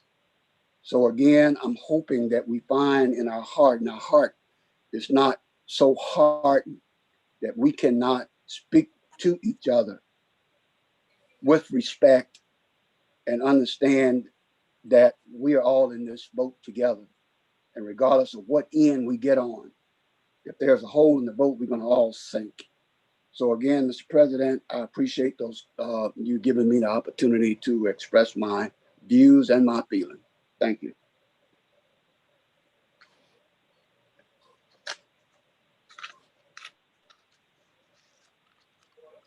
Commissioner Atkins. Thank you, Mr. President. I just wanted to take a moment to follow up with several people's comments, both in person and electronically, thanking Commissioner Chavez, former President Chavez, for his fine work over this past year. 2020 was a very challenging year, and former President Chavez, you did a wonderful job. We appreciate your leadership. Moving forward into 2021, I'm very confident with President Johnson's role. We all know he's a established and experienced on the commission and in the role of president of the commission. So I think our body is in good hands. So thank you, President Johnson, for being willing to serve. And Commissioner Burrell, I'm sure you will adjust to your role as parliamentarian with all ease and grace. So I'm not worried about you there. I'm sure you will take care of us moving forward and help us to continue to have a civil and polite dialogue among ourselves. And finally, just to follow up on a little bit of your discussion, Commissioner Burrell, many of us were disturbed about last night's and yesterday's activities. I was shocked and disappointed to see riots occurring in Washington, D.C. and at the Capitol. And I certainly hope that we can find a peaceful and common ground as a country where we can move forward together. I'm certainly supportive of a peaceful transition in our government and want to see that tradition continue well into the future. So I look forward to serving with you all again in 2021. Thank you for the time, Mr. President. Thank you. Commissioner Jackson. Yes, thank you, Mr. President. Let me just start by saying Happy New Year to everybody. Thanks be to God that we are here, we made it, and hopefully that 2021 is better than 2020. Wanted to shout out Commissioner Chavez for a great job in leading the commission in 2020. I know it was difficult, it was different, and I told you throughout the year, and I tried to say it publicly in these forums throughout the year that it's a difficult task to manage and trying to learn. We all were reading this book as we write it. And so, you know, leadership is hard at times, and having to make decisions and go out there and explain to folks some of these unpopular decisions when I know that there are folks who are out there questioning this and questioning that. And so congratulations on a job well done, and hopefully, you know, at some point we'll get to pat you on the back physically, as opposed to just saying our kudos. But just want to say thank you, and to all the officers for their services, and looking forward to the officers for this year. I too would like to echo some of the sentiments about yesterday's events. But not only am I concerned about those events that took place there in Washington, D.C., I have a concern, and I have expressed those concerns about what takes place here at home. It starts by people showing up in places saying that they are expressing their freedom of speech. And many of you all have been on emails and text messages where I have asked people to stop, because what happens is when you don't tell people to stop, it escalates. And yesterday was an example of that escalation of what can happen. And Mitt Romney, to his credit, said something that really stuck with me. The best victory you can give a friend is to tell them the truth. The best victory you can give a friend is to tell them the truth. And I've had people show up at my house. I've had people follow me to school as I drop loved ones off. And at what point do we say enough is enough? And at what point do we tell the people who we know we have the relationships, who we know we can look in the face, who we know? There are a lot of times when I'm talking to folks in my own circle, I have to look at them and tell them, you know, that's not right. You know you're wrong. And they have to tell me the same thing.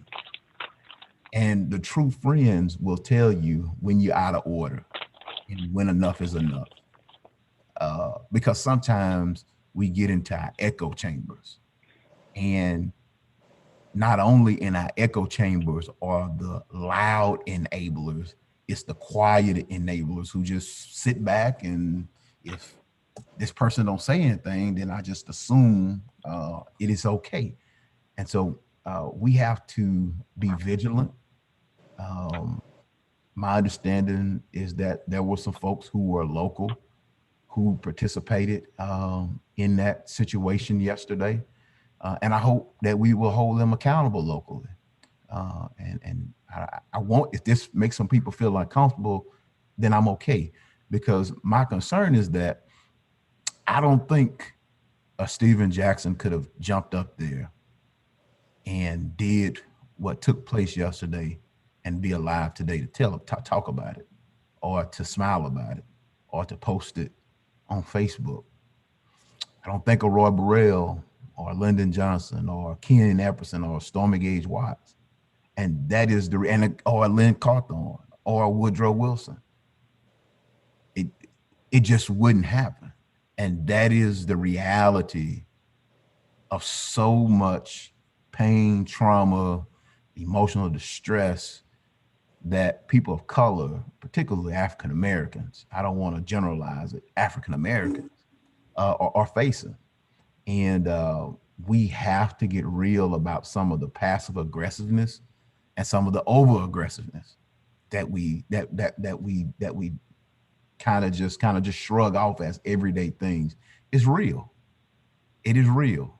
And so I hope that we will have the conversations here at home. I will be asking us to have these conversations in depth here at home about our own safety. Because again, people can start showing up to our houses. They can get upset about things and just start showing up to our houses or showing up to our places of worship.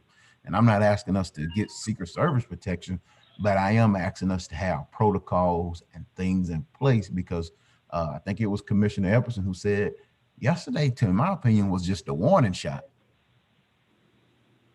They saw where the weaknesses are. They know where the weaknesses are, and it's going to be tried again. So we have to be mindful and vigilant here local. I also want to thank administration, Dr. Wilson and his team, Erica Bryant. They're very diligent in their work, and they respond to our needs throughout all of last year and even coming into this year. So just want administration to know how much I appreciate them and their responsiveness, particularly when they know we're not meeting in person. And I think they understand and they're following up pretty well. Thank you to Animal Services for taking care of that issue that we had over here. I heard on the call earlier, the gentleman who said something about the commission clerk email got out. I'm not sure if Commissioner Epperson intends to address it, but I just want folks to know that all documents that come to the parish commission are public documents. There is no such thing as a private document. If it hits our servers, it's a public document. Now, there are some things like health records and things of that nature, but you shouldn't be sending health records through a public server anyway. But these things are public documents. But on that particular issue I'll address the zoning situation. Is the zoning thing on the agenda today for our consideration? No. It was just for introduction? It's for introduction today. Okay, Yes. well, I'll address my concerns because I was not here on Monday, but I did hear about it. And I think there's a double standard, particularly with those folks who put up quite an effort to undermine the MPC, those folks who put up quite an effort to strip Caddo Parish from the MPC, and now they want to use the MPC one way or the other, either for or against. And they were either quiet when we needed them, or they were loud and vocal, but on the wrong side of the issue. And so when we get to that point, I do want to point out that double standard to them. With that, Mr. President, that concludes my comments at this particular time. Thank you. Okay. I see no other commissioners. We'll go to the administrative report now. Mr. President, I think Commissioner Gage Watts has her hand up. Thank you. Okay. Yeah, my bad. Okay, Commissioner Gage Watts. Thank you, Mr. President. Thank you, Mr. Vice President. And congratulations to all of the new elected officials on your new positions. I think you all will do an amazing job, as President Chavez has done an outstanding job during his venture. First of all, I'd like to say and extend my sincerest condolences to the family and friends and colleagues of the city of Shreveport's firefighter that passed away from COVID-19 on yesterday. You all are in my thoughts and prayers. Please remember that we are still in a fight for our lives. Wear your mask, keep your distance, help stop the spread, get tested, and please quarantine until you receive your results. One test doesn't mean you're exempt from contracting COVID-19.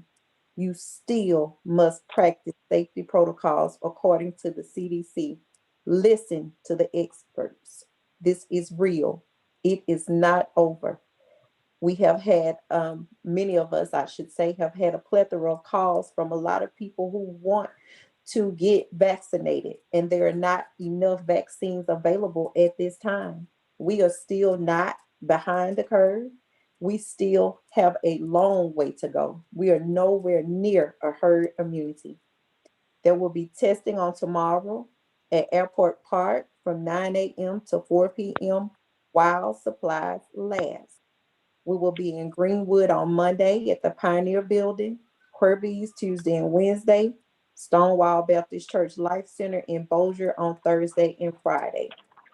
Know your status. Next, I would like to say that as many of my colleagues have expressed their sentiments about the last couple of days, I too feel like I've been on a roller coaster. I was so grateful to see the people prevail in Georgia and elect two servants to represent their prospective views. And hours later, I just could not believe what my eyes were witnessing. It hurt me to my core for various reasons. But nonetheless, I know that we are resilient and this too shall pass. All things come to pass. But I want to encourage everyone with a quote from Harriet Tubman. If you see the torches in the woods, keep going. If they're shouting after you, keep going. Don't ever stop. Keep going. If you want a taste of freedom, keep going. I encourage the good in each of us to keep going. I received a phone call on Tuesday from Osborne Funeral Home owner. He wanted to call not because he wanted to complain. He thought that I was his representative, and as I offered to give him Jim Telefero's number because I believe that he is his representative, he said, "That's okay. You can pass the message along for me. This is the good stuff." And I don't know if any of CPOS is on the phone. Is Director Samuel on the phone, on the line? Yes, ma'am, yes. Okay. Well, this is especially to you all, to Travis, and to the staff there. He called to say that there was a dog who was hit and in complete misery on Southern Avenue. He was on his way to a funeral. And long story short, he wanted to pick up the dog, but he understood the effects or consequences of touching a wounded animal, that he could be in shock. And of course, he didn't know what to do. So he stopped, and there were other nice people who stopped to help him with the dog to just kind of calm down. And they mentioned to call animal control. He said he was thinking, well, maybe we can get him to the vet and I'll, pay to have him properly, euthanized. So he says he called animal control, and the person who answered the phone, he said the guy was very nice and so knowledgeable. He understands how busy you all are and how you often get a bad rap. But he thanks you so much for taking the time to come out with the board and decency and place their animal to lie him down in decency and peace. He wanted to say thank you for the good stuff and thank you for what you're doing. And he wants to also say to all of my colleagues that he appreciates our service. And that will conclude my message. Thank you. Okay, thank you, Commissioner Gage Watts. Now I don't see any other commissioners. So Dr. Wilson, your report now. Yes, sir. Good afternoon, commissioners. I'd too like to offer my sincere appreciation for working with Commissioner Chavez for the past year. He did an exceptional job representing the Caddo Parish Commission Board at numerous events. You're right, Commissioner. We did talk many, many times throughout the nights, weekends. It just didn't matter. but you were there and we appreciate it. That you always made yourself available when we needed you. Also, commissioners, I'd like to inform you all that you should have gotten an email from Erica that outlined the state's procedures on handling the COVID vaccine, and also list the locations that the residents can call and get on the list. The state, all of the COVID vaccines will be flowing through the state, and you only have about 5 locations in the city of Shreveport. And the state did not pick these locations. The locations volunteered to be sites that would offer the vaccine. So any pharmacist can contact the state or the Louisiana website and register to be a location that would provide the residents in the area a vaccine shot if they need it. And also there is an event coming on January the 11th at the fairgrounds for anyone 70 years or older. They can go to this the information we sent you all, and we also have it on our web page. They can register for the vaccine and go to the fairgrounds when they are contacted to get the shot. Also, the Commissioner Epperson asked us to give you all a breakdown of how the money that the Libby Glass, the $650,000 was spent. That was paid to the IDB board. We sent you all an email yesterday showing you all the taxing bodies and what each one received. And I got an additional email today that we received another sum of money from the deal we have renting our property to Del Valle Company. They did not create the number of jobs they were supposed to, so they paid us $92,000 that went to the IDB board on our behalf. So at some point in the future, we'll be making a determination, or at least giving our input on how that money should be spent in the future. And congratulations, Commissioner Johnson. I've worked with you before as president, and you do a great job. I'm looking forward to working with you again closely this year. And that concludes my report, sir. Okay. Commissioner Jackson, your hand back up. Yes, Mr. President, my Mr. Clerk and Dr. Wilson, if we could, and I know Commissioner Epperson asked at the end of last year, if we could keep it on the agenda, because the update, even if we don't have an update, just say no update this meeting. But if we can keep an update on the status of the monument removal. Yes, sir. I gave one Monday. Okay, I'm sorry. And I apologize if I missed it, but keep the under, I guess you can either put it under communiques or put it under administrative report, but I'd like to see it on the agenda so that we don't forget about it. Monument update, disparity study, because we're going on almost 3 years now with disparity study, and I don't know if the RFP have even been put out. Disparity study. Yes, sir. Master plan update. The master plan update is scheduled for your second work session of each month. Okay. Okay. But just like they do at the city, where if it's not one, just say, hey, it's next month. But okay, got it. Kind of fix it to the agenda so that it doesn't, I'm trying to be more consistent here in 2021. I think I'm fairly consistent, but I want to be more consistent in 2021. And some things are, I know the disparity study has definitely slipped through the cracks, and I know the monument thing is, people feel as if it's slipping through the cracks. But like I say, even if we just have to say, hey, no update today, that's fine with me. Just want to make sure that we keep our eyes on that process. So thank y'all, and that's it for me. All right. Next item, Jeff. The next item we have is a response to a request for additional information from your work session. And I believe we have MPC Executive Director Alan Clark on the line. And this was sir. A question in y'all's work session regarding Ordinance 5974, where some money was allocated for the MPC to have some enhanced digital access to their application process.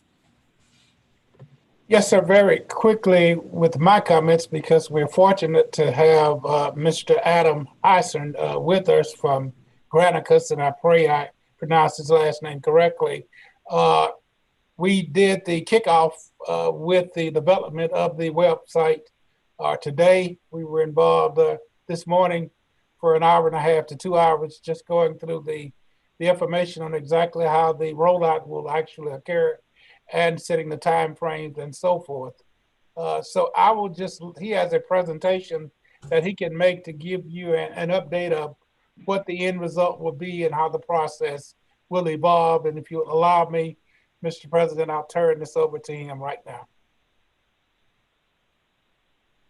Thank you, Mr. Clark. Yeah, if I can go ahead here, I'll share my screen and just ensure that everyone can see this. Does everybody see this about Granicus? Actually, yes. Swap, I think. Okay.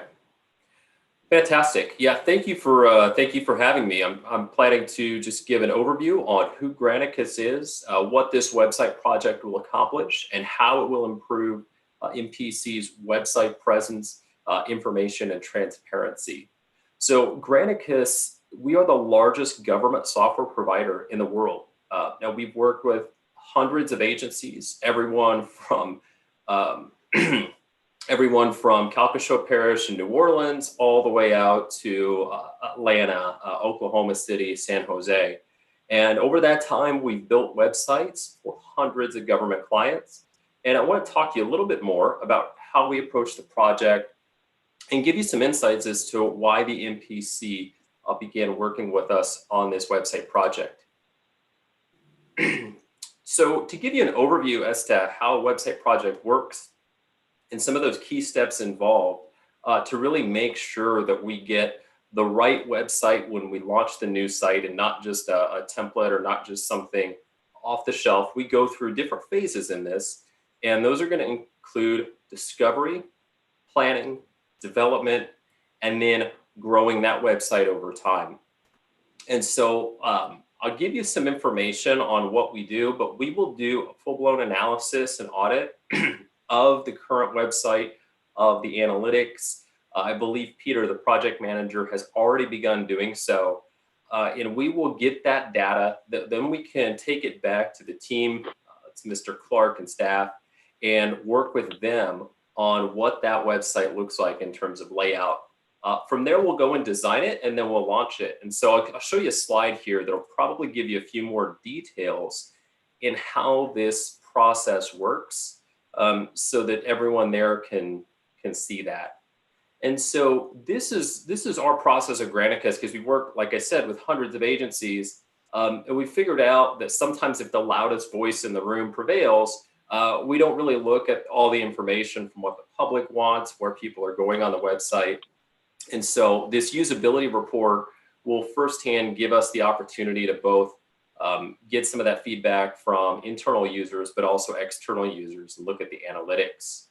From there, we'll actually build the layout, and then we'll take those style, colors, and guidelines, create a mood board with different benchmarks, excuse me, and then we'll put a design together. Now, each of these stages at the layout or wireframing part, which I call the wireframing, it's the building of the blueprint, if you will, for the website, just like you would a building. And we can customize some of those things, move those things around, and then we'll put a design together that the team gets to review. They get to make comments, adjustments to, work with our design team, and then we'll put together a mobile look and then a development site. And this is under that accessible staging site in the corner there that you'll see. And so that's really our process from how we start with gathering the information to working collaboratively and building that out. Now, if I was to go into the details on the steps, this is the timeline that we are looking at.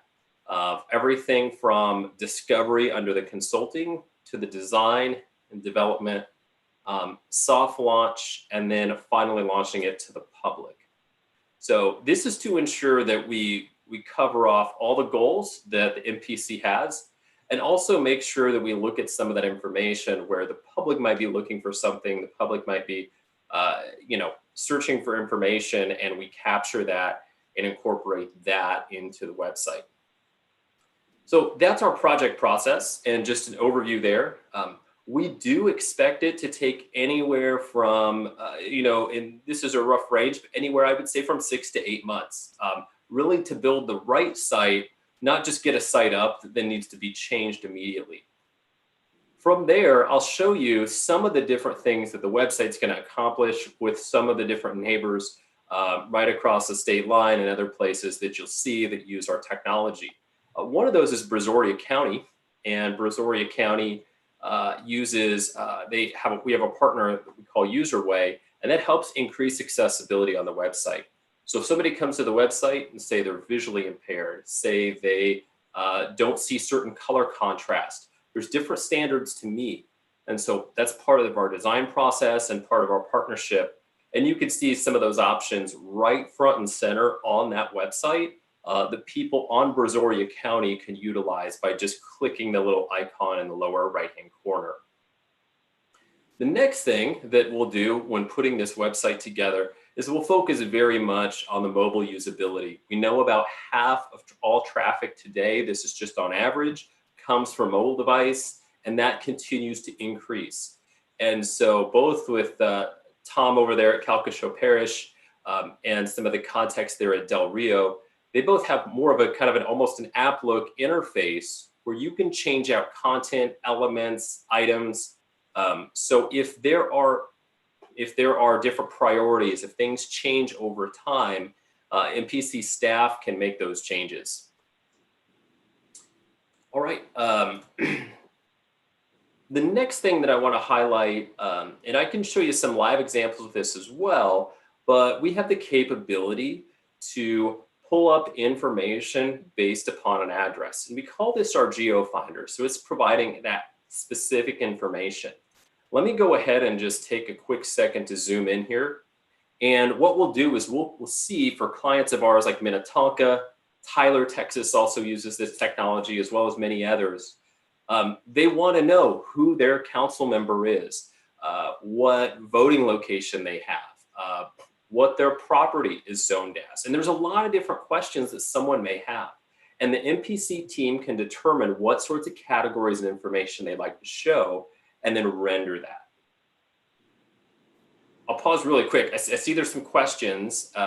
So I'll pause really quick. Well, I'll just keep going if there's nobody that wants to jump in, and then we can certainly take questions afterwards as well. Yeah, just keep going. Now, one of the other examples that I wanted to share is just the attractive elements of the websites. We have capabilities where we can add video or we can make it a static image. It's up to you, depending on your audience and those people that you want to reach. But we've done lots of different designs. Del Rio specifically had the goal of attracting people to the community. And so we can think about those different ways, those interactive ways that might make somebody want to invest in the local community, locate a business there. And those are certain key elements that came up in our discussions. Now, I want to show you a live example here, but I've got screenshots because they've got one of these pages hidden.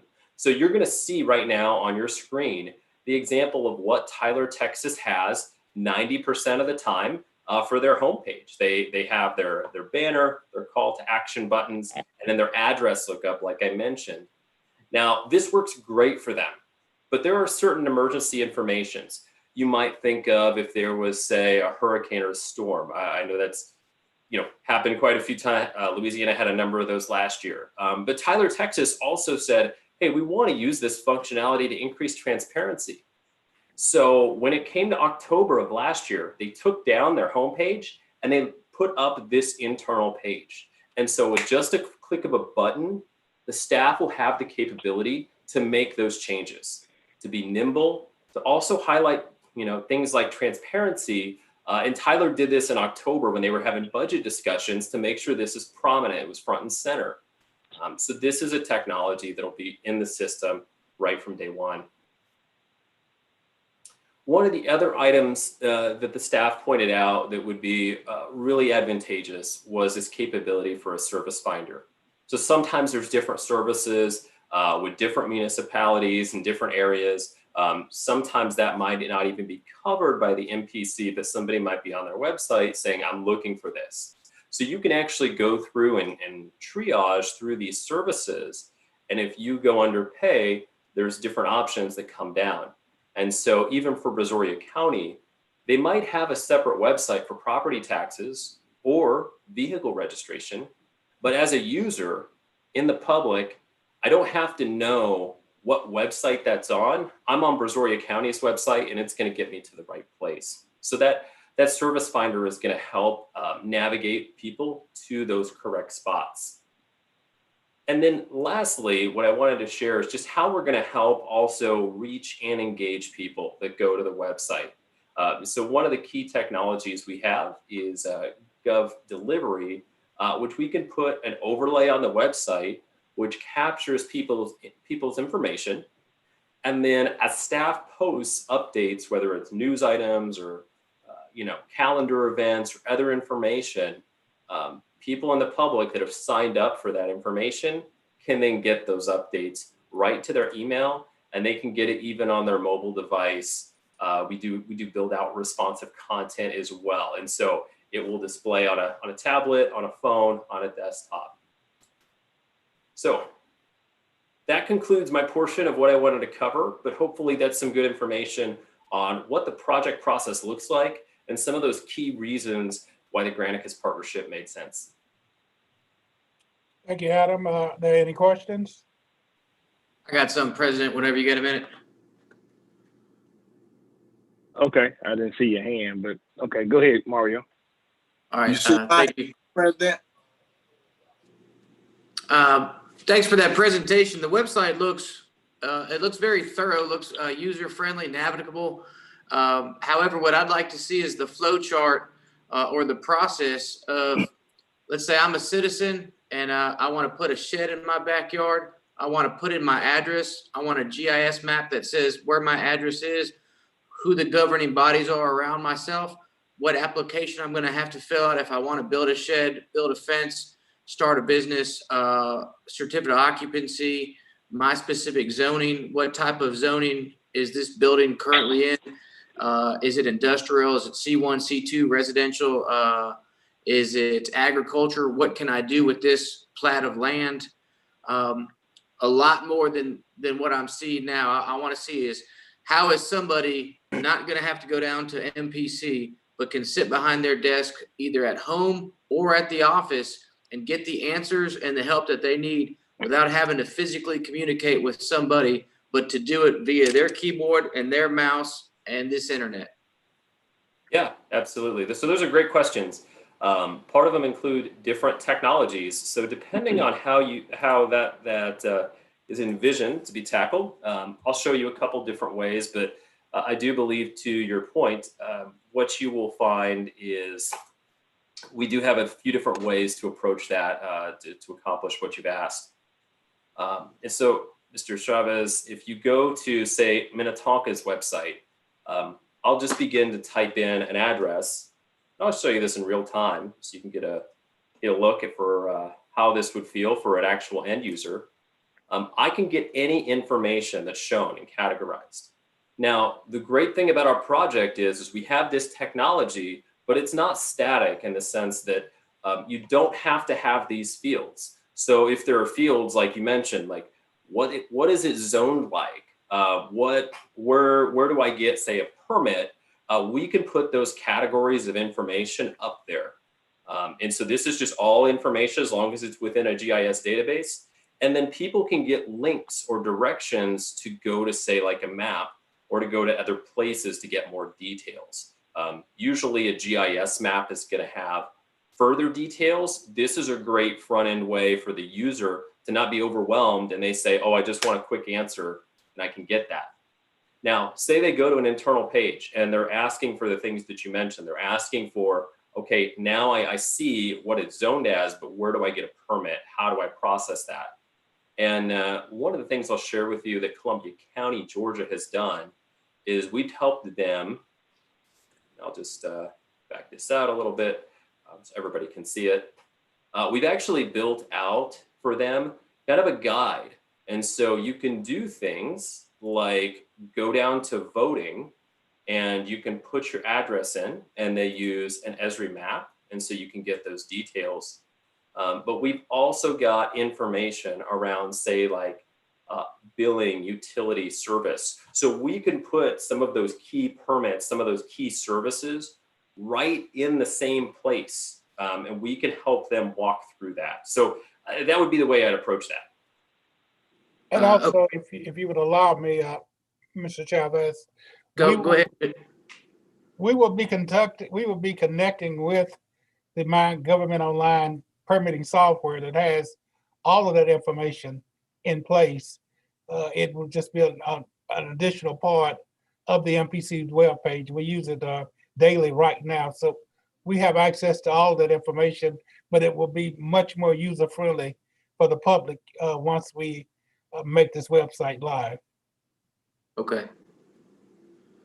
Thank you, sir. Thank you, President. All right, Commissioner Epperson. I thought we were supposed to be getting something where the applicant won't have to come face to face with the MPC staff, whereas they may contract COVID. Everything that he's mentioned now, I'm looking at it right today on the zoning case 2015P and 2011P. And also I'm looking at the Zoom that they're doing now in the PAC, the pre-application conferences. Got a Google map on there, got everything. We're getting that now. And you've talked about 4 different categories that can all be combined into one for the general lay public. The pre-application conferences, as you well know, are for the technical persons that are taking conceptual site plans and finding out all the requirements that'll be necessary for development. This would be more geared toward the lay population and persons from other cities and other areas that are interested in looking at Shreveport, applying for permits, finding out the process that's involved in securing permits, and anything else that's involved in development. Okay, I see we got that in place now. That's all I have. Understood. Okay. Is there anything else? Any other commissioners? Commissioner Jackson, I see your hand now. I think they must have changed this raise hand feature on here over the holidays or something. Yeah, we had to upgrade. It's different. Oh, okay. So I got something was different. Thank you for the presentation. Mr. Clark, I'm just curious, are y'all going to connect with the Chamber of Commerce, the Manufacturers Manager Council, all those economic developments, NLEP that does the site selection?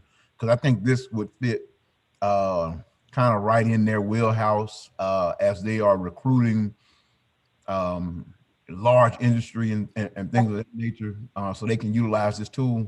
If y'all could do that, I think that would be great. The IDB, all of those economic development arms, and maybe have them, once y'all get it all fleshed out, and I don't know if it's live yet, once y'all get all that fleshed out, maybe link it all up to their websites so that people who are trying to do business here in Caddo Parish can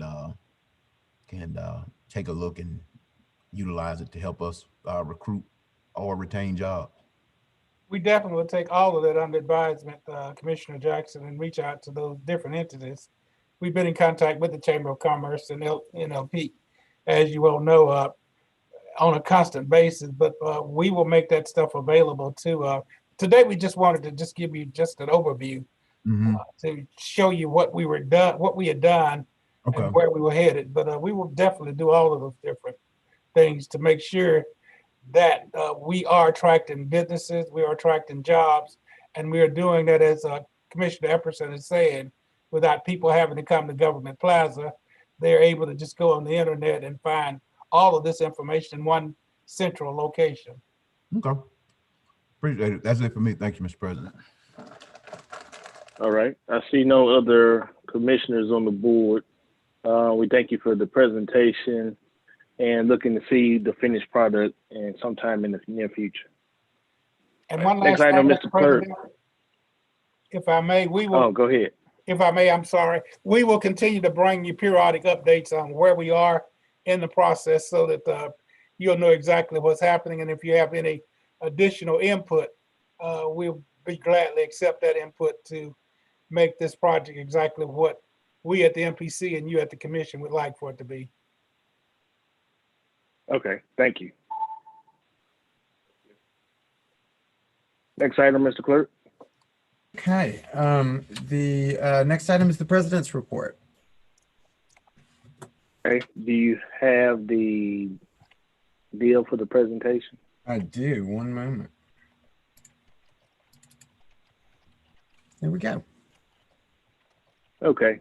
I kind of held this off to the president's report. Typically, we would do this in the chamber and we'd come down to the podium and I would give this to Mario. But since we're doing it by Zoom, it's going to be a little different. And I want to thank Mario for his leadership during the pandemic. You could basically say that you were the first commission president to go through Zoom meetings. And it looked like it's going to carry over into 2021 as well. And I know 2020 was a challenge for many reasons, not only during the pandemic, but you also had to deal with 11 other commissioners, and then things that we wanted to put on the agenda that couldn't get put on the agenda because of laws that were in place. But you made it through all of that. And, you know, one thing I would say that, you know, as becoming president, you get a little bit more in detail on what goes on in the local government, not only the parish government, but the city government, and also dealing with other agencies that work along with the parish.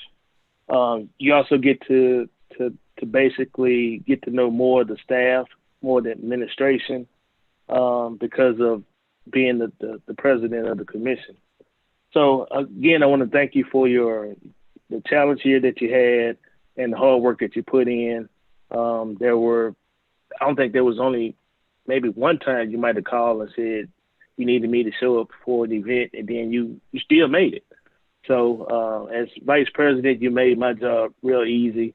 And what I tried to do was make your job easy by giving you pointers here and there.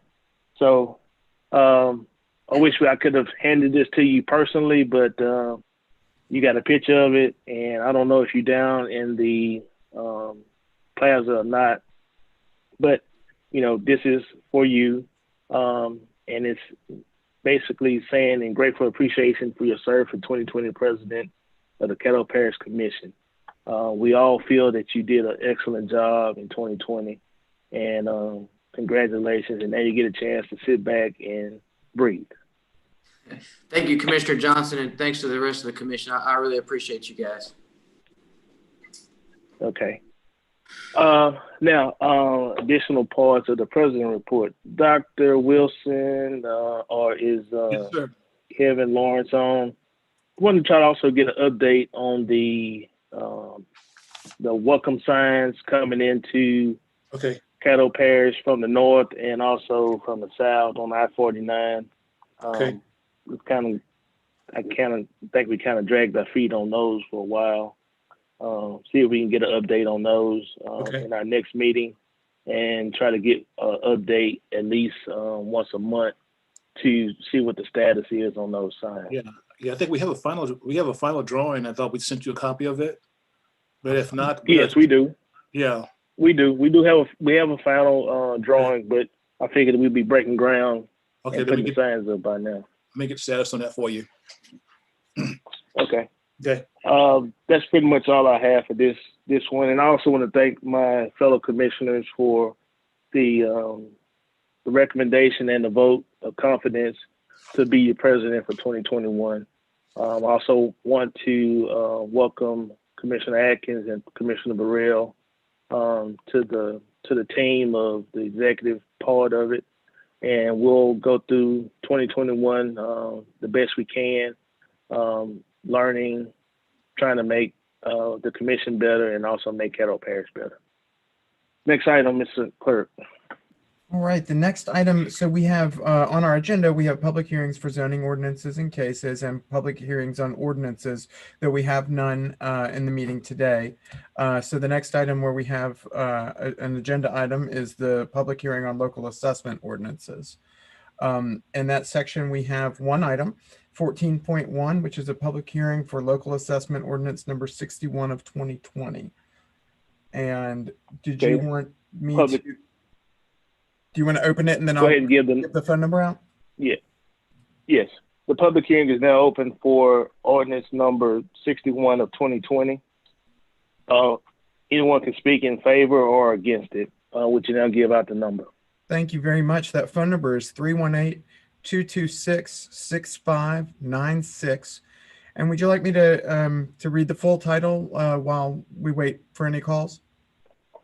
Yes. And by the time you finish and there's no calls, then we'll just move ahead. That sounds great. Thank you. So this is the public hearing for local assessment ordinance number 61 of 2020. It's an ordinance accepting improvements and paving of Winder Drive, Winder Circle West, Winder Circle East, and Cashmere Circle being located in Fridolas Place and Windermere Estates subdivisions. Phase 1, Unit 2, Phase 3, and Unit number 4, all located in Section 25, Township 17 North, Range 15 West of Caddo Parish, Louisiana, and providing for the assessment of all abutting real estate in the amounts respectively due, and providing for the imposition of liens and privileges in favor of the parish of Caddo, and providing for the terms of agreement, and to otherwise provide with respect thereto. Do you have any callers now? We do not. Okay. I move that the public hearing now be closed on ordinance 61 of 2020. Okay. And that brings us to zoning ordinances for final passage. Again, we don't have any on the agenda today, nor do we have regular ordinances. And so that brings us back to local assessment ordinances for final passage, where we have the one that we just had our public hearing on, the local assessment. Move to adopt the assessment of ordinance number 61 of 2020. Second. It's been moved by the president and second by, who is that? Epperson? Right. Commissioner Epperson? Yes, okay. sir. I don't have anything to say. Commissioner Epperson, your hand is up. Yes, sir. I just wanted to commend Commissioner Watts for her persistence on this particular subdivision. Prior to redistricting, it was a part of District 12, a very beautiful neighborhood. Of course, you had some of the massive landowners in and around. We fought for years to try to get the parish to, accept those roads in that area. However, how sometimes contractors will build things with minimum qualifications, not realizing that it has to be up to standards before the parish will incorporate them into their road situation, as well as the system as far as the resident paying a portion and the parish paying a portion.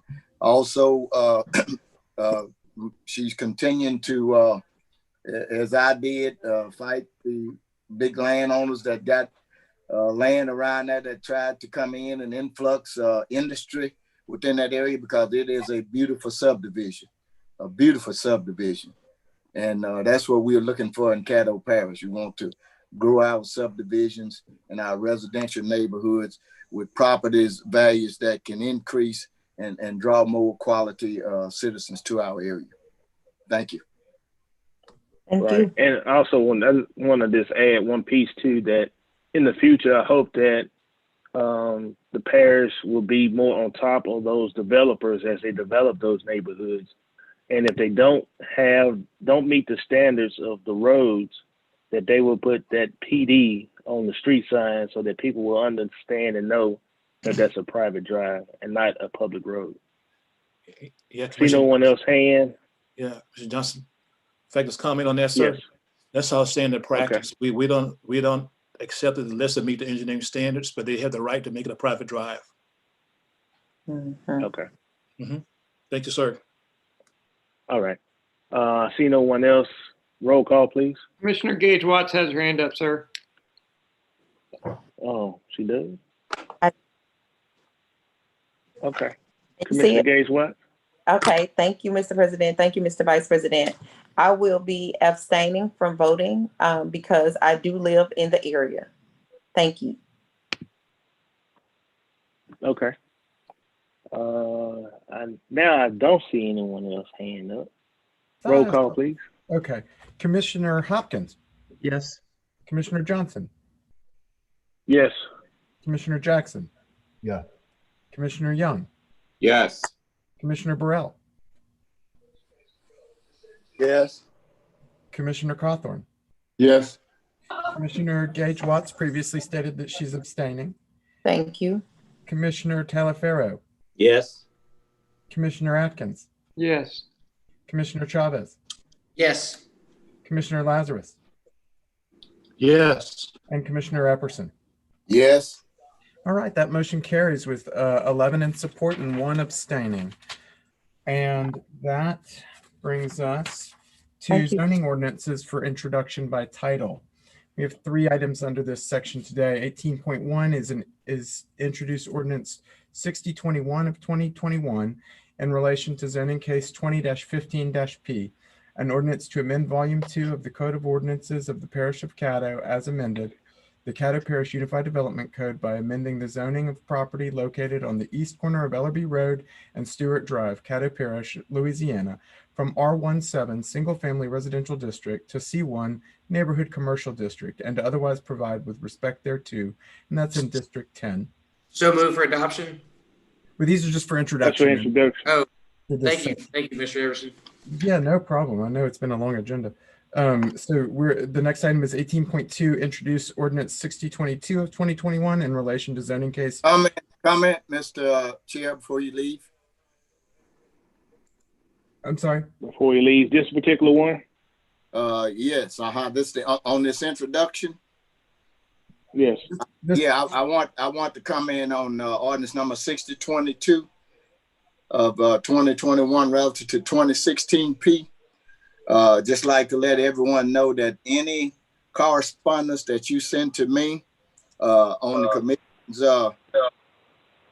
on commission's website relative to commission business is public information. And if memory serves me right, I forwarded that information from that gentleman to Mr. Everson, and I believe he may have read it on Monday. If not, any information that's sent to me under Epperson@caddo.org or any other means relative to business of the parish is public information. I don't believe in friendship, kinship, and poor leadership. Thank you. Okay. And that's going to be more towards your ordinance 6023 instead of 22. 22 is in District 2. Okay. Go ahead, Commissioner. I think the point is well Mr. Clerk. taken. I think the point is clear. I'll continue if that's appropriate. Go ahead. Okay, so introduce ordinance number 6022 of 2021 in relation to zoning case 20-12-P is an ordinance to amend volume 2 of the Code of Ordinances of the Parish of Caddo as amended, the Caddo Parish Unified Development Code by amending the zoning of property located on the north side of North Market Street, approximately 1,165 feet northwest of Roy Road Extension, Caddo Parish, Louisiana, from RA Rural Agricultural District to C1 Neighborhood Commercial District, and to otherwise provide with respect thereto in District 2. The next item is 18.3, which is introducing ordinance number 6023 of 2021 in relation to zoning case 20-16-P, an ordinance to amend volume 2 of the Code of Ordinances of the Parish of Caddo as amended, the Caddo Parish Unified Development Code by amending the zoning of property located on the east side of Greenwood Spring Ridge Road, approximately 700 feet north of Meadow Creek Drive, Caddo Parish, Louisiana, from RA Rural Agriculture District to RA PUD, Rural Agricultural Planned Unit Development District, and to otherwise provide with respect thereto in District 12. So those are the three items that we have for introduction today. Would you like me to move on to ordinances now? Move on. We are so we have no ordinances for introduction by title today, but that brings us to work session minutes. We have the work session minutes from January 4th. Move to adopt. Got a motion from Commissioner Jackson, second by the chair to adopt the work session from January the 4th, 2021. See no hands. Roll call, please. Commissioner Hopkins. Commissioner Hopkins, I didn't hear you. Yes, I had to redial back in. Yes. Oh, no problem. Commissioner Johnson. Yes. Commissioner Jackson. Yeah. Commissioner Young. Yes. Commissioner Burrell. Yes. Commissioner Cawthorn. Commissioner Cawthorn, I didn't hear you if you responded. Commissioner Gage Watts. Yes. Thank you, Commissioner Gage Watts. And I believe I heard Commissioner Cawthorn respond with a yes at the same time. I was answering for Commissioner Gage Watts. No. Okay, Yes. thank you. I heard both of your votes. Commissioner Taliaferro. Yes. Commissioner Atkins. Yes. Commissioner Chavez. Yes. Commissioner Lazarus. Yes. And Commissioner Epperson. Yes. All right, that motion carries unanimously. And that's 12 in support and none in opposition. Bringing us to resolutions. The first item we have under resolutions is resolution number 1 of 2021. It's a resolution to authorize the Caddo Parish Administrator to request and authorize the Louisiana State Mineral and Energy Board and the Office of Mineral Resources to accept nominations and advertise for oil, gas, and mineral leases, accept bids and award and execute oil, gas, and mineral leases on certain mineral interests owned by the Parish of Caddo and otherwise providing with respect thereto from Public Works. Move to adopt. Second. Been moved by Commissioner Hopkins, seconded by Commissioner Atkins. Commissioner Hopkins, do you want to speak on the motion? No, sir. All right, Commissioner Jackson, I see your hand. Yeah, I'd like to englobo and adopt resolution number 1, resolution number 3, and resolution number 5 of 2021. Second. It's been moved by Commissioner Jackson, seconded by Commissioner Hopkins to englobo and adopt resolution number 1, resolution number 3, and resolution number 5. Now, if I could ask Commissioner. Mr. Chairman. Oh, Commissioner Jackson, you want to speak on your motion? No, just in the interest of time, I think we have understanding on those and just trying to move us along here. Point of information. I appreciate that. Hold on. Is your hand up or anything? Well, Commissioner Burrell, you're the only one. My hand up. I'm with Jackson. That's the reason I used the procedure of making a point, Mr. Chairman. Okay. Resolution number 5 in past President Chavez may be able to qualify this. That I think on a procedural basis, that motion is language was added to that resolution. So I think we're going to have to move that separately to add the language as amended. Well, y'all want that is what I was told. That's what I was told by the clerk, so the clerk can clarify that. I believe what you could do is offer a substitute motion. Since this is the first substitute motion, you could offer a substitute motion to, if you wanted to adopt resolutions, to englobo and adopt resolutions 1, 3, and the revised resolution 5 that is attached to your agenda. I'll second that. That's a friendly amendment that can be added to Commissioner Jackson's motion. I'll motion that. Commissioner. Well, this is a friendly amendment to this motion. Commissioner Chavez, go ahead. No, that's good. If you're making the friendly motion, President, I'll second that. Okay. Yeah. You accept that friendly motion, Commissioner Jackson? I'm good. All right. So seeing no one else, I'm on roll call, please. I don't know what's wrong. Okay, with Commissioner. Yellow hand. Okay, go ahead. I just wanted your hand a little different from everybody else's. It is sticking up there. Michelle gonna have to coax me on it. It was blue. It was staying up pretty good, but it's yellow. It keep falling out. Mine is blue too, Commissioner. Yours blue? No, Mine sir. Mine is yellow, just like yours. Yeah, well, mine keep falling off like a coward or something.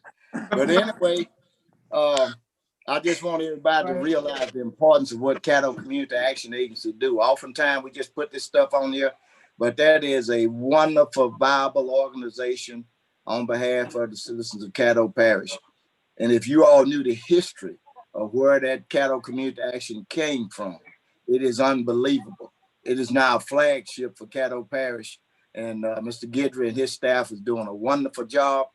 I don't know if you all paid any attention to the audit report that they sent back, I think in November or early December. There were no discrepancies. Thank you. Yeah, Commissioner Everson, my mom used to work for the Action Agency, and one summer I was a summer intern at the program, so I'm very familiar with it. See no one else. Roll call, please. Thank you when you was bad. All right. Let's see. Commissioner Hopkins. Yes. Commissioner Johnson. Yes. Commissioner Jackson. Yes. Commissioner Young. Yes. Commissioner Burrell. Yes. Commissioner Cawthorn. Yes. Commissioner Gage-Watts. Yes. Commissioner Talaferro. Yes. Commissioner Atkins. Yes. Commissioner Chavez. Yes. Commissioner Lazarus. Yes. And Commissioner Epperson. Yes. All right, that motion is adopted with 12 in support and none in opposition. And that brings us to resolution number 2 of 2021. It's a resolution ordering and calling a special election to be held in Caddo Parish, Louisiana, to amend the Caddo Parish Home Rule Charter, making application to the State Bond Commission in connection therewith, and providing for other matters in connection therewith. Move to postpone. Second. I heard Got a motion. Got a motion to postpone by Commissioner Jackson and actually seconded by Commissioner Epperson. Mr. Chairman, actually, I'd like to change that motion to remove this or table it, either or, postpone, remove, or table. And I'll speak to it when the opportunity comes. Okay, you can speak to it now. Oh, I was just gonna say, I think that we have, and I'm not sure if it's been discussed, but to go at it alone like this, where the cost, and I don't know if administration has provided any analysis as to if they have anything. Yes, sir, we have. Put on the agenda. $200,000. No, I'm saying, do we have anything we want to put on the spring ballot?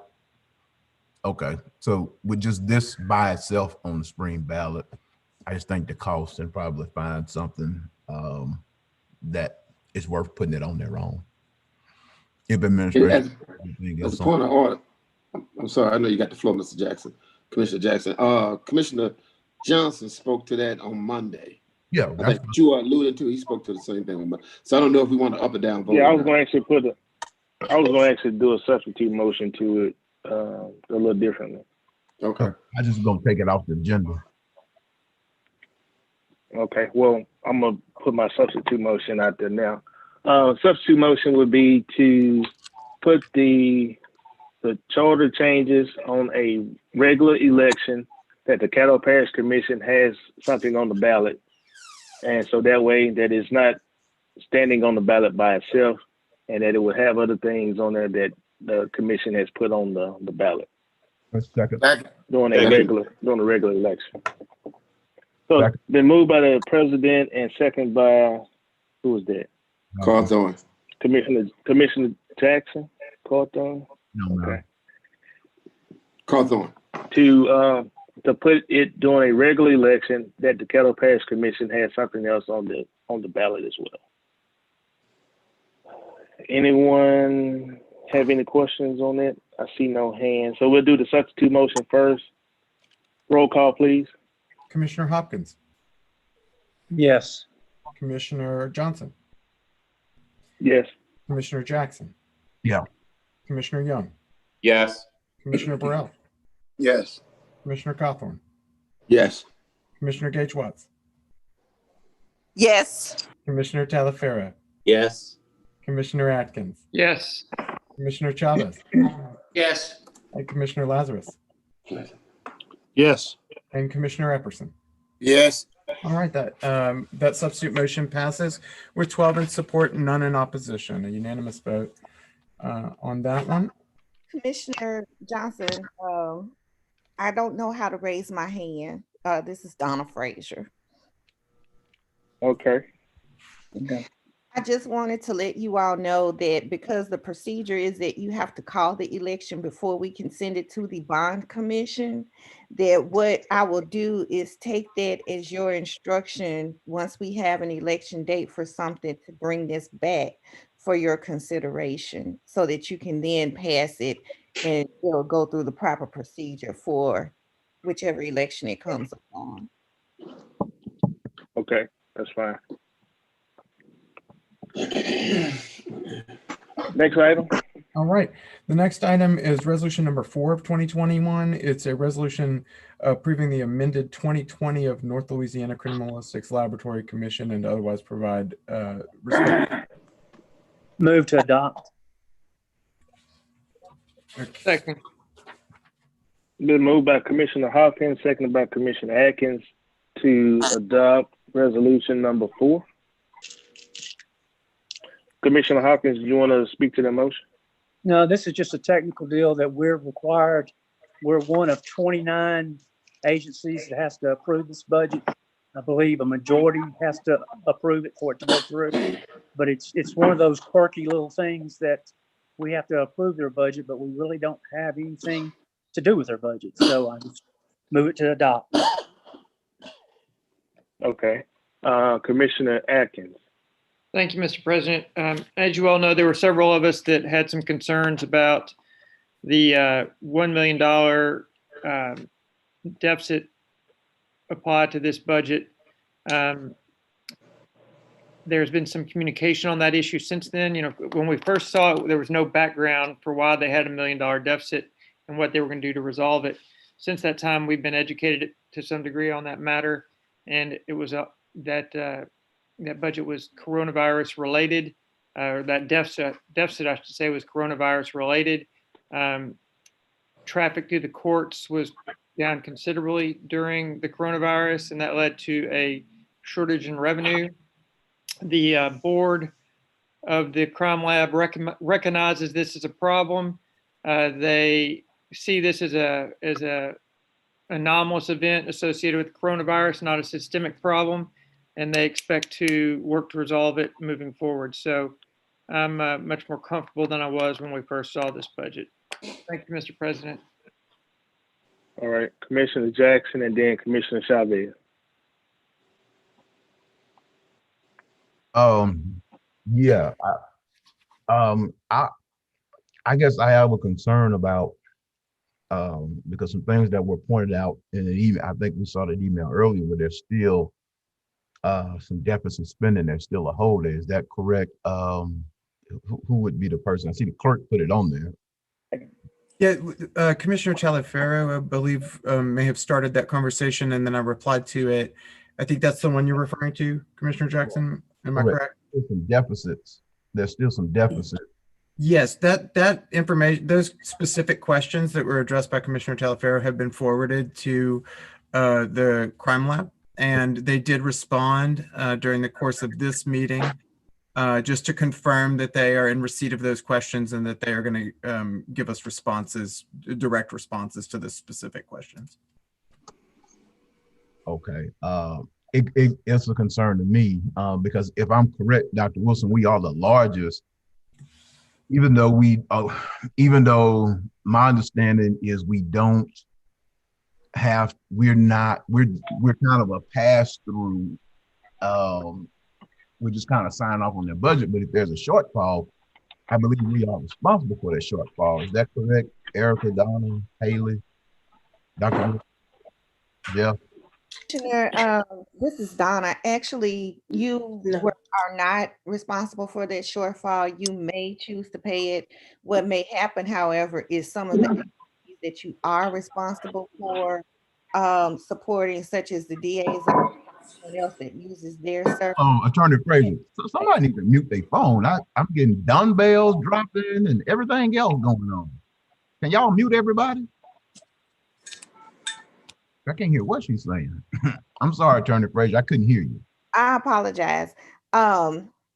Actually, you're not responsible for meeting the shortfall. You may contribute to it. However, you face a situation where if, say, the DA's office, who you are responsible for funding, has need of those services and has to pay extra for them or has to pay somebody else to do them, then that would impact what the commission may have to pay out. The 13 million, is the sheriff office have any responsibility to the crime lab? Commissioner, I'm not sure of that. I think it's the parish budgets that, because we have several different parishes that approve them, that are responsible, not the law enforcement agencies.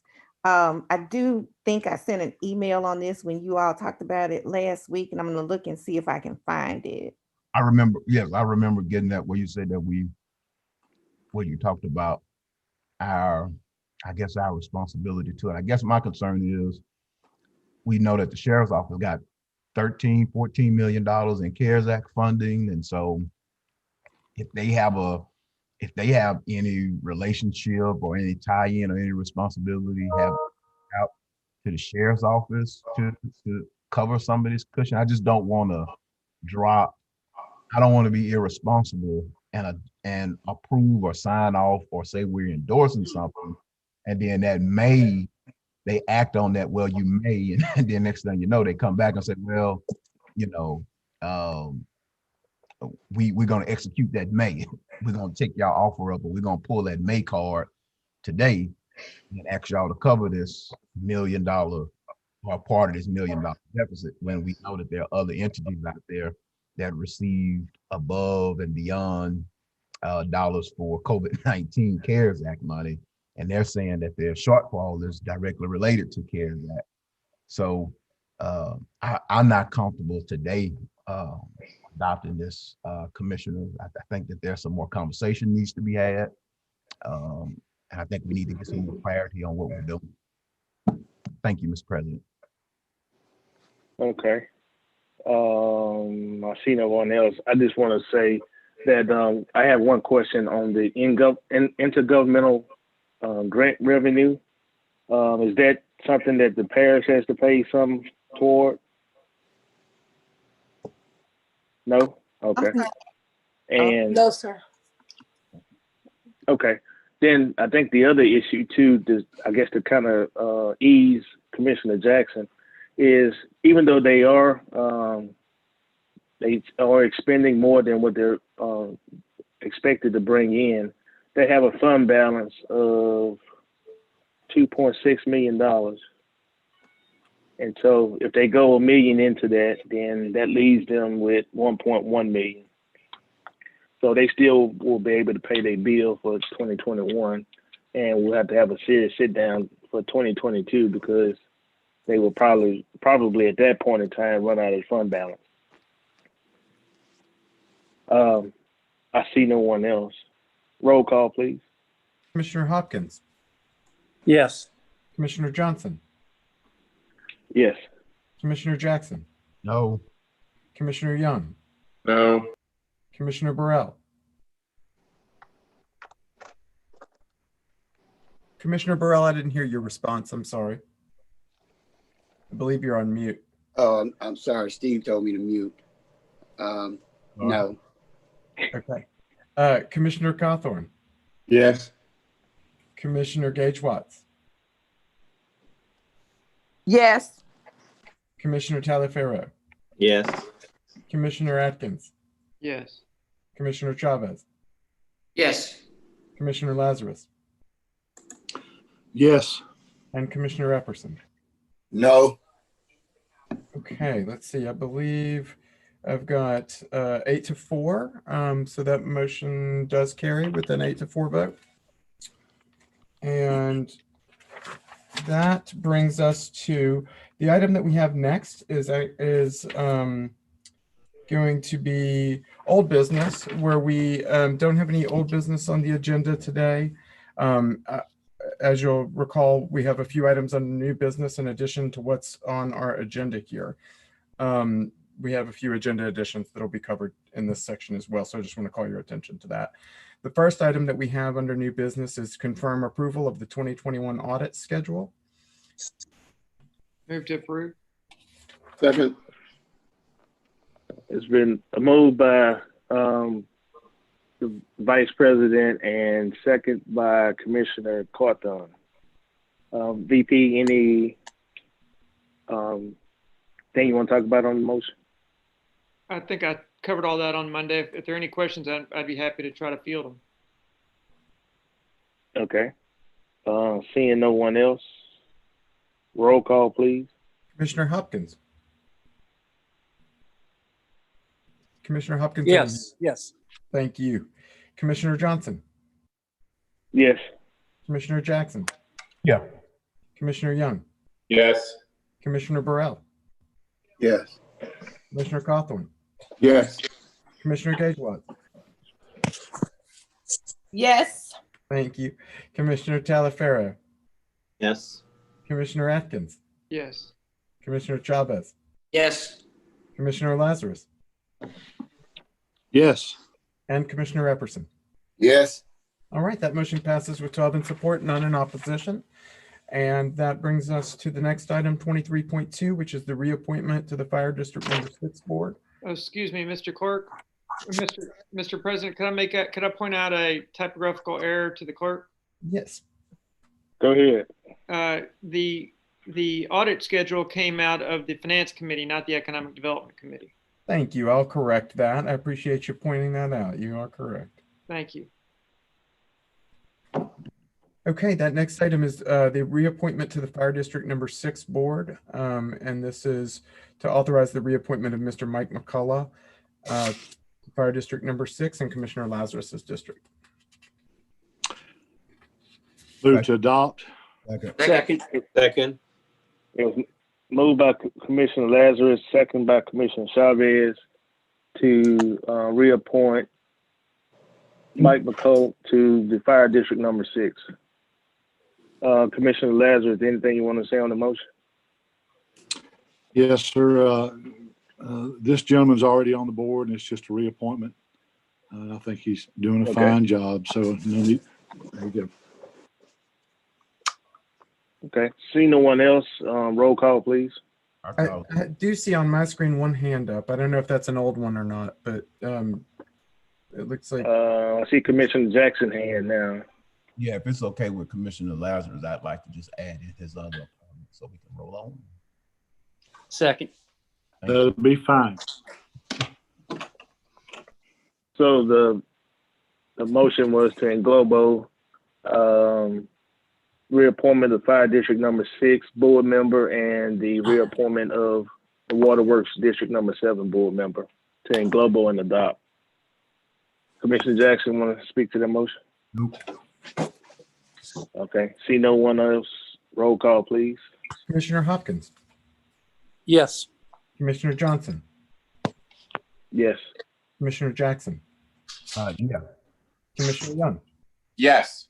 Commissioner Burrell? Yes. Commissioner Cawthorn? Yes. Commissioner Gage-Watts? Yes. Commissioner Talaferro? Yes. Commissioner Atkins? Yes. Commissioner Chavez? Yes. Commissioner Lazarus? Yes. And Commissioner Epperson? Yes. All right, that motion passes with 12 in support and none in opposition. That brings us to the items that we had added to the agenda today. That first item is resolution number 6, proclaiming January 9th as National Law Enforcement. That item is attached to your agenda under the agenda additions section if you want to. So move to adopt. Second. Well, been moved by Commissioner Chavez and seconded by Commissioner Talaferro to adopt resolution number 6. Commissioner Chavez, you want to speak to the motion? It's extremely self-explanatory. However, I know everyone on the commission truly appreciates our local law enforcement. So thanks for your support in passing this. That's all. Okay. I see no one else hand. Roll call, please. Oh, Commissioner Jackson hand is no. I'm a little perplexed about this one, Commissioner Chavez. I have a lot of friends who are law enforcement, and but I also know that the constituencies that I represent also have. Is this like a national recognition or something like this? Clerk, would you read it, Yeah, Mr. Person? Yeah, sure. Just one moment. I'll call it up. I thought we said we wasn't adding stuff that people weren't able to see. This one is attached to your agenda. It was Oh, attached to your agenda. Okay. When it was released yesterday. Yeah. Can somebody? I'm just trying to figure out. The constituencies that I represent don't always have the best relationship with law enforcement, and I want to be cautious of the message that we're sending here. Sure thing. Would you like me to read it and share my screen so that you can all see it as I read it? Sure. Okay, one moment. I will. All right, I've got a few things open. Here it is. Okay. This is resolution number 6 of 2021 by the Caddo Parish Commission, a resolution proclaiming January 9th, 2021 as National Law Enforcement Appreciation Day in Caddo Parish. Whereas the health and safety of all Caddo Parish citizens is important, and whereas the Parish of Caddo is the proud home to many dedicated law enforcement officers who put their lives on the line to keep our community safe, and whereas these officers stand as leaders and teachers in the community, educating the citizens about the importance of public safety, and whereas the Caddo Parish Commission appreciates the extraordinary efforts and sacrifices made by officers and their family members on a daily basis in order to protect our schools, workplaces, roadways, and homes. Now therefore be it resolved that the Caddo Parish Commission, meeting in legal and regular session on the 7th day of January 2021, that it does hereby proclaim January 9th, 2021 as National Law Enforcement Appreciation Day in Caddo Parish, Louisiana, and urges all citizens to join with the parish in recognition of this important day. Okay, appreciate it, Mr. Clerk, and thank you, Commissioner Chavez. I'm actually hoping that we can maybe get some consensus to maybe push this back so that we can change the language. If this was recognizing law enforcement in Caddo Parish or Shreveport, I'd be all over it.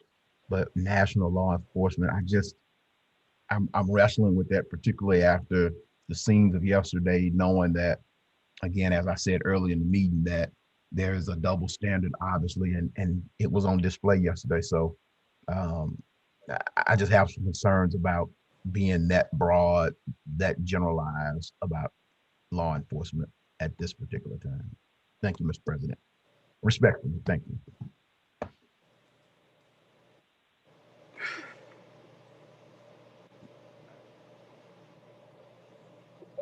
Let's see. Trying to see if anyone else hand is up. Commissioner Chavez.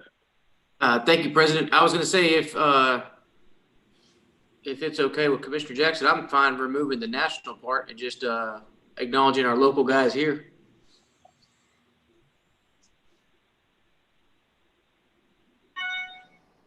And that would be a title change, huh? When we have to do some advertising it different at that point. Attorney Frazier.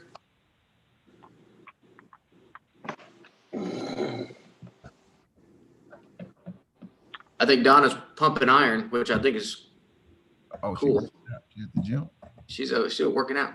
Donna, Henry, one of y'all.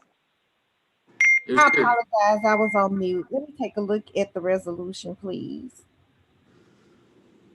Donna, go make sure you have a spotter. Don't get hurt on us. No, that's not me pumping iron. I can. I think it may be Roy. What is the title? Well, while you doing that, I'd like to make. If it is, I'm doing curls. That's what I'm talking about.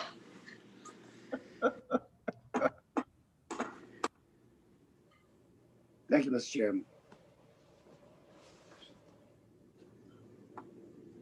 Lyndon, were you about to say something? Resolution mentioned national law enforcement. For some reason, I'm not seeing it on my copy of the agenda. It's I'm sorry, Donna. It's resolution number 6 of 2021 was under agenda additions. The title is a resolution proclaiming January 9th, 2021 as National Law Enforcement Appreciation Day in Caddo Parish. Well, then yes, if it would require a title change.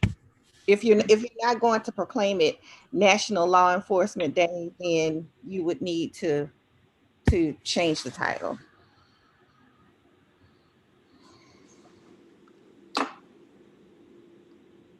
Commissioner Jackson, I'd accept a substitute if you want to make it local. I'm cool with that. I think our guys here do a great job, but if not, we'll just vote on it as it is. No, what I'm saying is if we change that, then it becomes a title issue. And so I just, I'm open to working with you on something, maybe next meeting for something Okay. localized. I'm game. We can.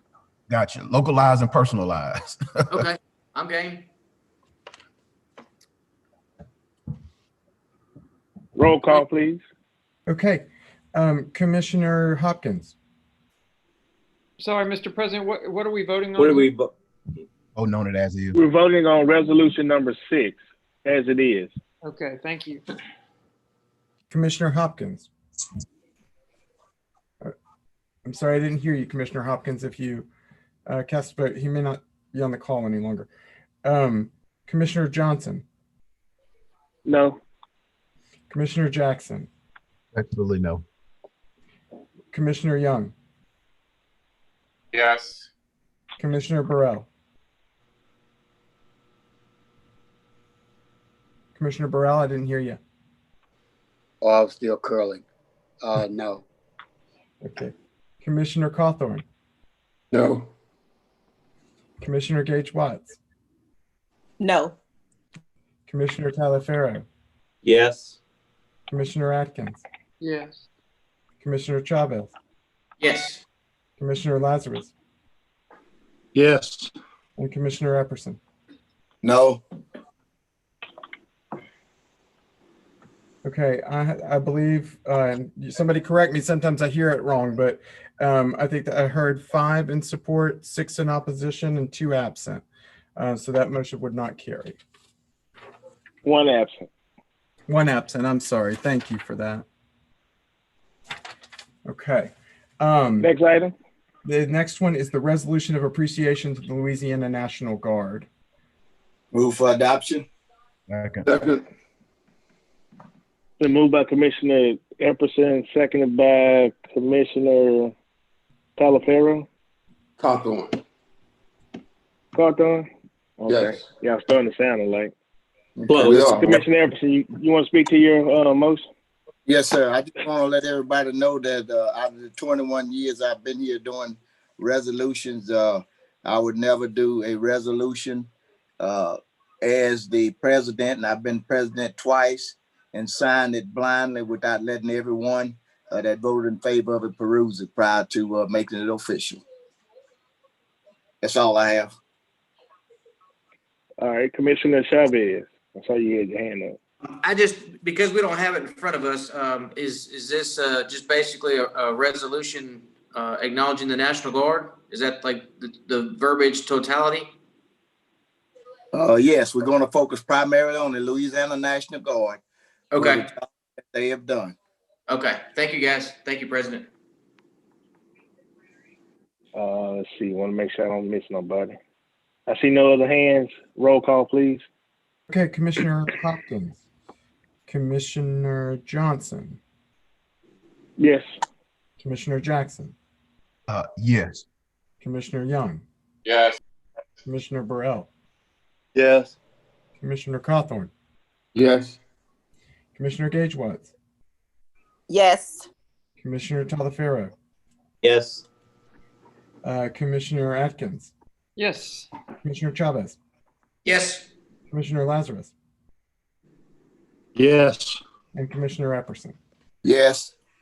All right, that motion passes with 11 in support and 1 out of the or 1 absent. And the final item that we had from the agenda additions is a resolution recognizing local, state, and national elected officials. Move for adoption. Second. Jackson. Been moved by Commissioner Epperson, second by Commissioner Jackson. Yeah. Okay. The other. Commissioner Epperson, would you like to speak on that?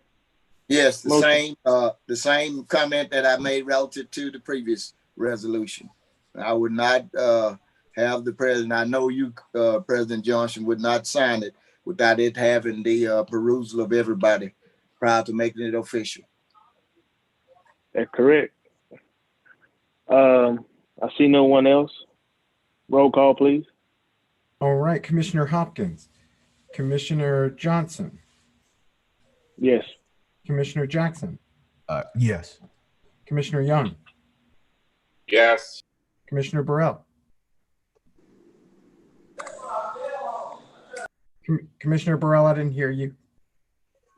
Again, must keep jumping on mute. Yes. Commissioner Cawthorn, Yes. Commissioner Gage Watts, Yes.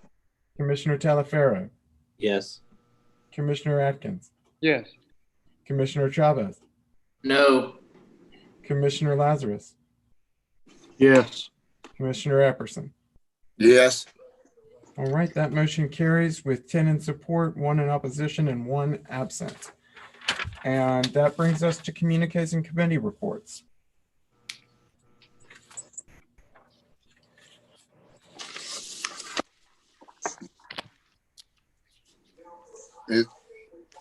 Commissioner Jackson, then Commissioner Everson. Thank you, Mr. President. Dr. Wilson, one last thing. To everybody, I think it'll be King Day before we meet. So just want to recognize that the King observance will take place on January 18th, 2021. There are events. Dr. Wilson, if you could, NACO, and we had a committee meeting call today with the Health Human Service Committee. They are asking us to, in light of the pandemic, they are asking us to light parish, counties, and I know we have the light display over at the courthouse, and I think there may be one at juvenile services. If we could, What color? they did not say the color. I'm going to look back in the minutes or in the email to see what color, but they are asking us to light parish facilities up or just a light show in honor of COVID-19 victims, as particularly and in honor of MLK Day. So I don't know if they had a color, but I will look and see. But just wanted to throw that out there so that we can be uniformed as Caddo Parish, again, in recognition of the King Day holiday as well as COVID-19 victims. And Dr. Wilson, we may even want to lower flags at half staff, but they did ask us to dedicate our King Day to recognition and reflection of the pandemic. Also, if we could add, I know I gave you a list of things to add for a constant update on it. If you could add also those additional voting locations, just a constant update on the additional voting locations. I know it was a big part of 2020. And again, we just don't want to take our eyes off of it. There's no update, just say, hey, nothing to report today. But we want to keep it on the agenda. So we'll let our constituents know that we're still working on that. I did get your note about the other stuff, and so I appreciate it. That includes my remarks. So let's continue to stay safe, everybody. Still a pandemic out there. The new variant of the disease is more contagious, and so we need to be mindful. I know people are getting tired. I went on a virtual vacation myself the other day where I put on my little things that I got for Christmas and went on a little virtual vacation. But we got to hunker down and do our best to flatten the curve and get past this pandemic. Thank you, Mr. President. Commissioner Epperson and then Commissioner Cawthorn. Yes, sir. Dr. Wilson. Yes, sir. I don't know how true it is, but it's been rumored that some of the parish agencies, and I'm not talking about Caddo Parish Commission agencies, it could be some, I don't know, but other agencies are now under the jurisdiction in the courthouse and facilities that we maintain. People have been contracting COVID infections and it has not been publicized. Is that so? Yes, sir, that's correct. Okay. I think it is our responsibility, since we have these facilities, be they the courthouse, it's time to start paying your taxes at the courthouse, your clerk of court's office, any other facilities, voter registrar, that any time any individuals, irrespective to what agency they are, contract COVID, that it must be disclosed to the general public. And I'd like for this body to make sure that they're the ones that put it out. Okay. Okay. I'm just saying, because I understand, don't we have to clean the facilities up if someone get infected? Yeah, only in our buildings, and of course, you know, we work with the court, for example, and taking care of the issue they recently had. Okay, that's all. Just make sure whomever we work with and whatever buildings that we are responsible for, in the event someone contract COVID, that it be publicized. Okay, we look at that, sir. We try to figure out a method to do that. Okay. I mean, don't we owe that to the general public if they may have to come to these facilities? Yeah, but sometimes you may not have to call nobody's name, but you can certainly say that there was an outbreak in such and such a department. Yeah, yes, sir. But it's kind of difficult for us to control other agencies, like, for example, the clerk and the tax assessor. I mean, we don't have no control over them. Okay, well, I understand, but then well, anyway, I'll just say it's true, and I'll leave it up to the individual. Also, is it true that there was a bomb threat somewhere upon yesterday, whether it was factual or just a joke? You know, oftentimes you hear about these kids calling in the school systems and with fake bomb threats or whatever it is, and it's publicized everywhere. Yes, sir. It's been brought to my attention that the city of Shreveport received an email bomb threat, which appeared to be a ransomware type deal. If they didn't give $100,000 to this one account, they were going to have explosions throughout the city. The city worked on it, and the local enforcement agencies were also informed of it. So we didn't hear anything else other than that. Okay. Did it result in any kind of emergency evacuations or anything of that nature, or disruption of services? No, sir. But the bomb removal team did come in yesterday about 4:45 and go to Government Plaza to see if anything was unusual there, but nothing came up of that. Okay. What's the status of the MIA POW flag? I need to check. I know we had placed an order. I need to get an update for you. We did order the new cord, and we were going to do the flag. So I need to get an update on that for you as well. Okay. What about the verbiage surrounding the Rebel Monument downtown? On Monday, we received a quote of $980, and I asked to see a sample before we proceed with the work. Okay, I've been getting a lot of calls about issues that are primarily, I think, the responsibility of the state legislatures, but the majority of my commissioners don't know who their state legislatures are. And I know we used to have a legislative dinner, which oftentimes still didn't result in a lot. We just spent money and gave somebody a dinner, because it appears as though the state legislatures have their agendas already made up, and it doesn't seem to include the rank and file people within our districts, and then they come to us for a lot of those situations. When could you find out when the legislature will meet this year? Yes, sir. And I'll convey that information to them and try to find out who their representatives are. Yes, sir. That's all I have. Thank you, sir. Mm-hmm. Commissioner Cawthorn. Good evening, fellow commissioners. I want to start off by congratulating our new officers, President Lyndon Johnson, Vice President John Atkins, and Parliamentarian Robert Burrell. I want to also offer gratitude and thanks for the work, the yeoman work that Commissioner Chavez did in 2020 under very difficult circumstances. He stands short in stature, but tall as a president. So I want to give him his flowers while he's living. Secondly, Commissioner Jackson was correct. We will meet the Tuesday after King Day, and I want to wish everyone a happy King Day. But I also want to offer this as it relates to the Martin Luther King Day. It's a day of commemoration, And what's the irony in King Day this year? In contrast, in 1963, Martin King did what is called the March on Washington for Jobs and Freedom. 250,000 people came from all over the United States.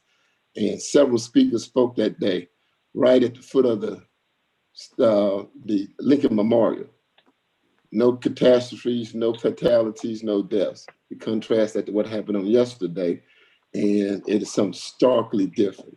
And so as we go and consider democracy in America, as we consider that historically, that the freedoms won by citizens of America has always come in the form of a rebellion, so to speak. If you go to the Boston Tea Party, American Revolution, even the Civil War, there's always been mayhem. There's always been an uprising and dissension in America.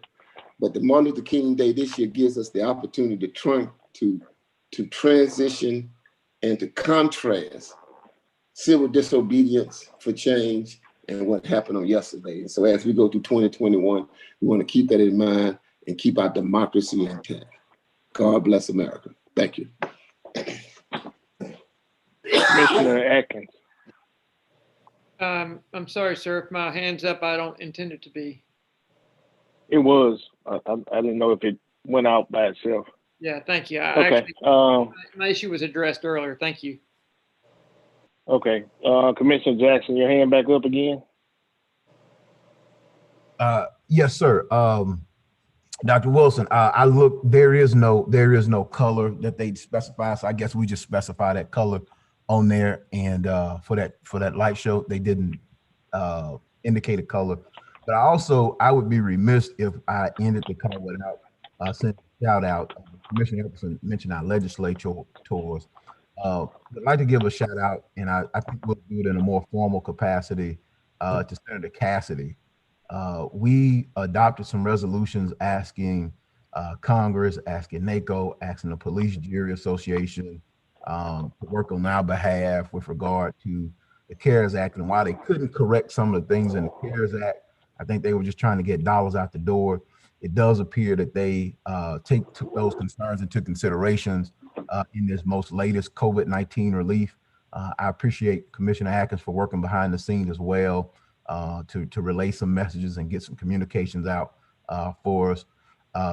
It just seems as if the parishes or what we see coming out from NACO, at least in the Human Services Committee, that the parishes our concerns were heard and they were taken into consideration. That's why I think when we adopt those resolutions, petitioning Congress, petitioning the legislature to take certain positions and do certain, those are not exercises of futility. They have potential to impact and affect the outcomes of legislation and influence the outcome of legislation. So just kind of be on the lookout for a couple of things. And again, thank you to Senator Cassidy, and hopefully we'll get an opportunity to express our thanks to him in a more formal way. That's it for me, Mr. President. Thank you. All right. See no other commissioners. Next item. I'm sorry, it didn't want to go off mute. The next item is citizens' comments. And would you like me to go ahead and give that phone number out? Yes. All right, that number is 318-226-6596. And we've not received any additional electronic citizens' comments during the course of the meeting, but that phone number again is okay. Give them. We'll give them about 50 seconds, and no one calls, we'll move on to the next item. Sounds great.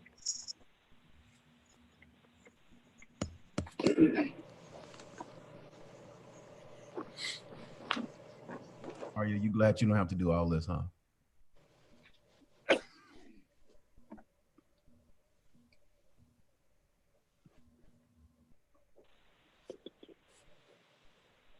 At least I know my record won't be. Next item. All right, next item is next item. Let's go.